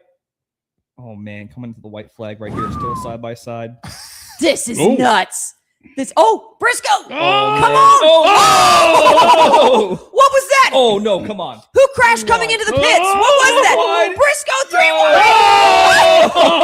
Oh! Christopher Bell. What? No. What? No, And now Hamlin. Slide job. Go, go, go, Bell, Bell, Bell, Bell, Bell, inside, crossover. Dork. Come on. Come on. Oh, way. man, that's great. That was nuts. Come on, That come on, was Bell. nuts. Bell still got a Come on, chance. Bell. No, Nah. He's Damn tripped it, it up the man. track. Master, the veteran, took him to school again. Denny Hamlin. Denny Look at Hamlin with the that. win. Look at Called it, that. baby. I Holy called cow. that. Yes, Cinema. you did. Yes, Cinematic. you did. What a freaking race, man. There you go. Wow. Oh, look at this. Oh, Reddick crashed. He still finished 6th. After Elliott. the race. What the SPG hell? top 10, 7th. Zane Smith top 10. Let's go. Yes, Zane. Yo, how the That's what the hell kinda happened gnarly there? right there. Reddick is knocked up. Yeah, that whole front end. Bye. Wow. After the race, right? After he crossed. Mm-hmm. What the hell? Yeah, that's not good. So looking at this top 10 real quick. We highlight 12 drivers in the money stop. 9 finished inside the top 10. No way. Yeah. 9 of your picks in the top 10. Yeah. Whoa. What you need to do, and in all sincerity, I'm going to teach you a lesson, Cole Cusimano, is you have to pay this off. You can't just sit here and talk about it on live YouTube. You have to go back and clip that and turn it into a 30 or 45 second piece saying, this is, if you don't watch the money stop, it's your loss because we did this. You have to cut that video, put it together, and just back up what you said. You got to have the payoff. It's great you talk about it, but really, unless we go back and check you, Social. pay it off. Yeah. All right. Yeah. I mean, he says it verbally on social, but you want the video. He's got to pay it off. Okay, Absolutely. Okay. Yeah. Oh, yeah. Yeah. All right, Cole. Tyler's out of his car, so I think he's okay. That's Cole, good to know. hey, so Spurs win. You will wear a Philadelphia Eagles shirt on a show. Okay. Or Phillies. Eagles. I'll wear an Eagles jersey. Or, okay, so you'll wear a Phillies shirt. No. Yeah, if you lose. Yes, if I you know. lose. I'm very confident. I'm actually very confident. Yeah, Okay, I'll do you'll that. wear a Phillies I'll shirt. do that. And if the Knicks win, I will wear an Oklahoma Sooners shirt. Okay. Ooh. Deal. Okay. Ooh, ouch. Shake on it. All right. Knicks, baby. Do you want to go? That was recorded, Cole. You want to have a second Perfect. shot? Perfect. You and Colin shot in 5? You want to go a little deeper? You said Oh, in 5. Knicks in 5. Mm-hmm. No, 'cause it could obviously go 6, but I feel confident in Knicks in 5. If you want to go, say in 5, you lose. You got to All wear. I know is the Knicks are going to win. They're the team of destiny this year. Okay. So go with the Knicks. No, see the whole factor for me is Dolan's. Just nobody wants that guy to win. It's unfortunate. He's just a douche. Yeah, Listen, he's not great. You guys got to steal from the Mavericks. Yeah, no kidding. You know, it's clutchest player in the league. Yeah. But all right, well, there you go, Freak Nation. We've determined one thing. If I lose, meaning the Knicks win, Dude, look at fired up. Look at that. What did I tell you? That's why I told you he was going to win. That right there. Because he's been pissed off for a month because he hasn't gone across the finish line first. What a great drive from Denny tonight, man. Because remember, he started this race early, got penalized for it, got pushed to the back. Right. Came all the way back to the front. I want to see how many laps he led. Because honestly, I don't think he led. Oh, yeah, he led 57 laps. He managed to get back to the front and led a decent amount of the race. But well, we can't. We're going to get popped. Oh, yeah, that's true. Yeah, Jeff Bezos is going to call us up. Yeah. We'll get freaking. Somebody, Lynn, in the chat. Thanks for hanging out with us, Lynn. Still saying that an overrated driver won. Get out of here. he's probably been the best driver in NASCAR since the start of the 2025 season.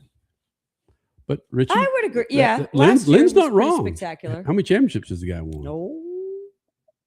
Asterisk. Goose egg. He got fucked at Phoenix. Yeah. No kidding. Okay, Cole. He did. He led like 80% of the race at Phoenix, then he lost on the freaking overtime restart.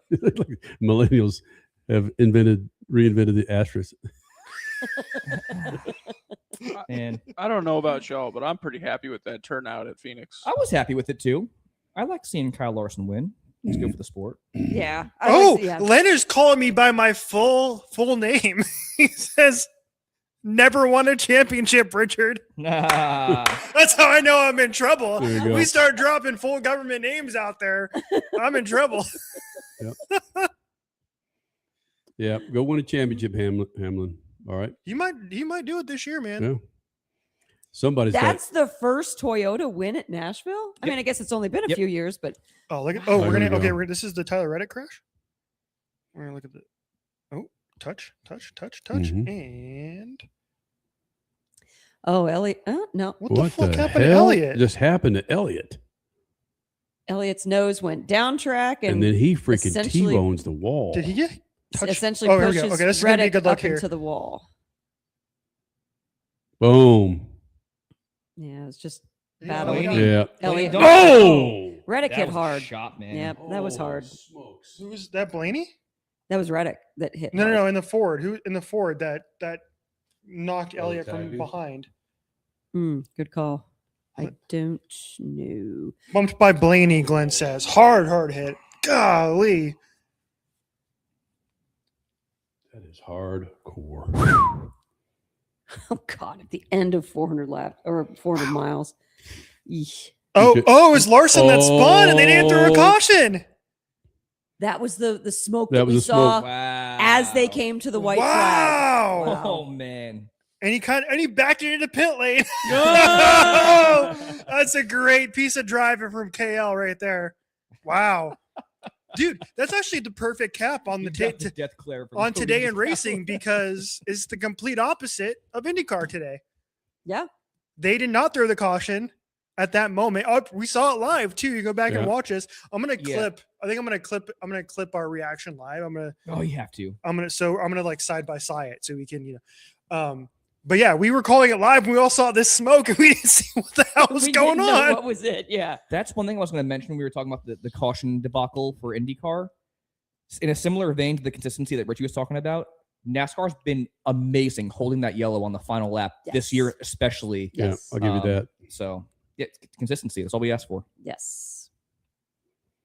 And I mean, I know they like the drama that a green-white checkered provides, but when you hold the yellow, if safety's not an issue on that last lap, it just prevents that constant green, white, checkered. Oh, again, green, white, checkered, re-rack, green, white, which gets so nauseating. Mm-hmm. Okay, I will say this because I was very critical of the way they were shooting that show with Mark Martin and LaJoy and Trotta. You recognize none of them were wearing a suit. None of them were wearing a sports coat. Right. And and a button down. They all look like someone that's going out to a restaurant. There's business casual. It's just cool. I like casual that. cool. Not a big fan of this of Mark Martin being on there. I like Mark Martin, but it's just we're done. We're just freaking done. You got to just stop it with bringing these retreads on there, man. Hey, we're gonna get in a couple weeks. I don't know if it's next week or over the next 3 weeks. You know who's coming out of retirement to show up from his fishing trip on Amazon Prime? Martin Truex. Martin Truex. They're getting him off the boat and on the damn TV. I hope he's Martin Truex. Meaning not Martin Truex, the race car driver. I hope he's just Martin Truex, the guy on the boat. The chill dude. I think that would be cool. Yeah. That'll be cool. Because I was disappointed to see what's Brian's last name, Crasher, who does play-by-play for NHRA, Holmes. Oh, Brian Loans. Yeah. And Tony Pedregon on the strip in freaking immaculate suits and ties. We're going, of all the motorsports series, that's as greasy and nasty and stanky, it's drag racing. Don't put your freaking talent out there. And I can't think that, and again, we're Fox homers, but I just can't believe that someone high up said those guys have got to wear suits and ties on a drag strip. Right. It's odd. It's off. It's just out of place. Yeah. All right. So Cole, we set. It just, you know what, this bet, it just gives me, it's like we talk about with these races. It just needs to matter who wins and loses. And having something invested in an NBA series is awesome. Yeah. And like I said off the air before we started doing the show, the NBA is better off when the Knicks are winning. And that's evidenced by the 7th Ave. Dude, this parties, this NBA Finals is going to be sick. Massive. It is. Because the popularity of Wembanyama and Spurs and the whole Popovich factor. And the hate for New York and the Knicks is what's going to add to it. Think so? Which is all, hell yeah, absolutely. And the love for New York. You know why the Knicks are There's a lot doing of well? hate. I am giving all credit to the Knicks. Mom Donnie, baby. Once Mom Donnie showed up on the scene, freaking crushing it. That is blasphemy. That is insane. My boy Zoran, come on. This is all Jalen Brunson. Jalen Brunson put the team on his back, put the city on his back. Give him the keys to Manhattan. He deserves it all. He's the best. All right, let's get the hell out of here so Cole can go party. I have a quick question for you before we actually go. So I think we said we were going to go 5 times last week and we never went. But higher ratings. This race, which started an hour late and didn't finish till midnight, or the Stanley Cup final. Oh wow! Which is I believe airing on ABC and ESPN this year. Cody, do you know who is participating in the Stanley Cup final this year? Yeah, the Canes. That's all I got because I keep seeing the Kyle Busch tributes. The Canes, yes. The Hurricanes is correct. The Carolina Hurricanes and the Vegas Golden Knights. Now, I can't wait to see those ratings. Well, hold on, Rich. If it goes to Game 7, I'm going hockey all day. But what are you talking? Which game? No, I'm saying average rating overall. Yes. Okay. More people going to, because I don't think they're going to reach 2 million at all. I think it's going to be under 2 million on every Stanley Cup final game. Nobody's going to tune in and watch. So I think this NASCAR race is going to get higher ratings on Amazon Prime, mind you, than a Stanley Cup final on network television. Damn. Overall.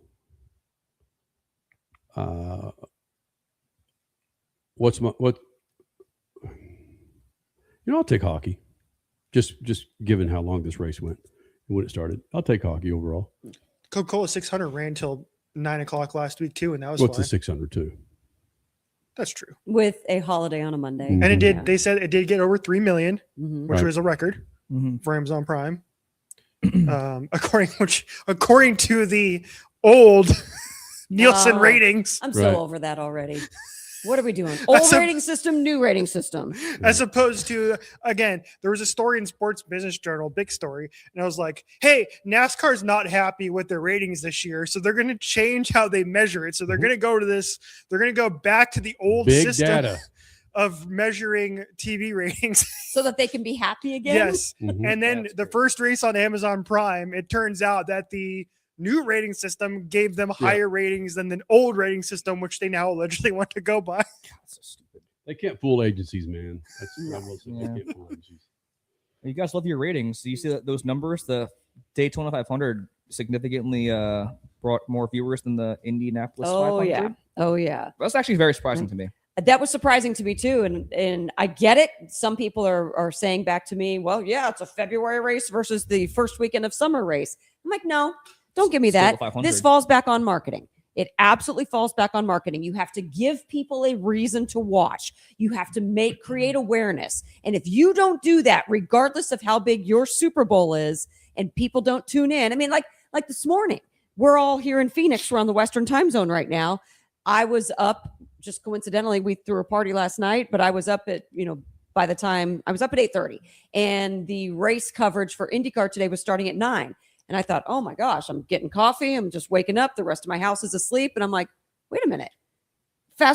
Rewind 1 week ago. Is this what it was like for people on the West Coast who didn't necessarily know the Indy 500 existed? And they're literally waking up like, what the hell am I going to do? It's like, oh, you need to create better awareness for people to watch your content. And the Daytona 500, it has the fortune of coming pretty soon after the Super Bowl. So they're living off of that momentum and those commercials. It's just, I'm not going to give IndyCar a free pass here. You got to do better. You got to market better. All right, you guys ready? One last question, and then we can actually go. Okay. Just I want to get on record for the internet so I can put this out tomorrow before the penalty comes down. Mhm. Here we go. I'm gonna look straight at the camera. Okay, here we go. What do you think the Austin Dillon penalty will be? I think he's getting suspended. There's no way. Back to you guys. I don't think a suspension. I There's think no a way. money fine and points. Say what you will, the human emotions, NASCAR will not do that to RCR. Got it. So going back to a few weeks ago where Ryan Preece wrecked Ty Gibbs intentionally, verbally over the radio, he said that. They didn't suspend him, so I don't think they'll suspend Austin Dillon. They'll probably dock him maybe more than 25 points than Preece got, but I think he'll just get a point deduction. And what was what was the fine that Preece had too? 50? I was going to say, was it 50? Okay. 50. Yeah. Yeah. Bigland says 1 race suspension. Lance says no, just a fine. So we got some split audience here. Yeah, I'll say fine. All right, we can go now. Okay. Hey guys, thank you Great guys for being a race. part of this big old thing. We will do it again next week. Wait, hold on. So the race was how long? 3 hours and The race was 3 hours and 49 minutes and 25 seconds. Nice. 400 miles. I wish we had another hour of it too. It was a great race. It was a good race. Flag to It was a flag. good race. If we were not sitting in these seats doing the show Speed Freaks, I think we would be glued the entire time. It was an exciting race, yes. Except for Kenny. He wouldn't be. They ain't gonna do it. Nope. Ain't gonna do it, man. All right. Again, Horsepower Hump Day right here on YouTube, Freak Nation. 5 p.m. Eastern, 2 p.m. Pacific, and every Sunday night, 7 p.m. Pacific and 10 p.m. Eastern. And this time next week, we will know who won the IndyCar race at Worldwide Technology Raceway. Crasher, yours truly, will be doing it, our portion of the show from the track. Y'all. Also, at Official Speed Freaks, the latest Black Flag Confessions edition is from 32-year-old Supercross champion Ken Roczen. It is badass. Later. Speed Freaks, Motorsports Radio, redefined. Keeping your pride and joy perfect is as easy as 1, 2, 3. Start with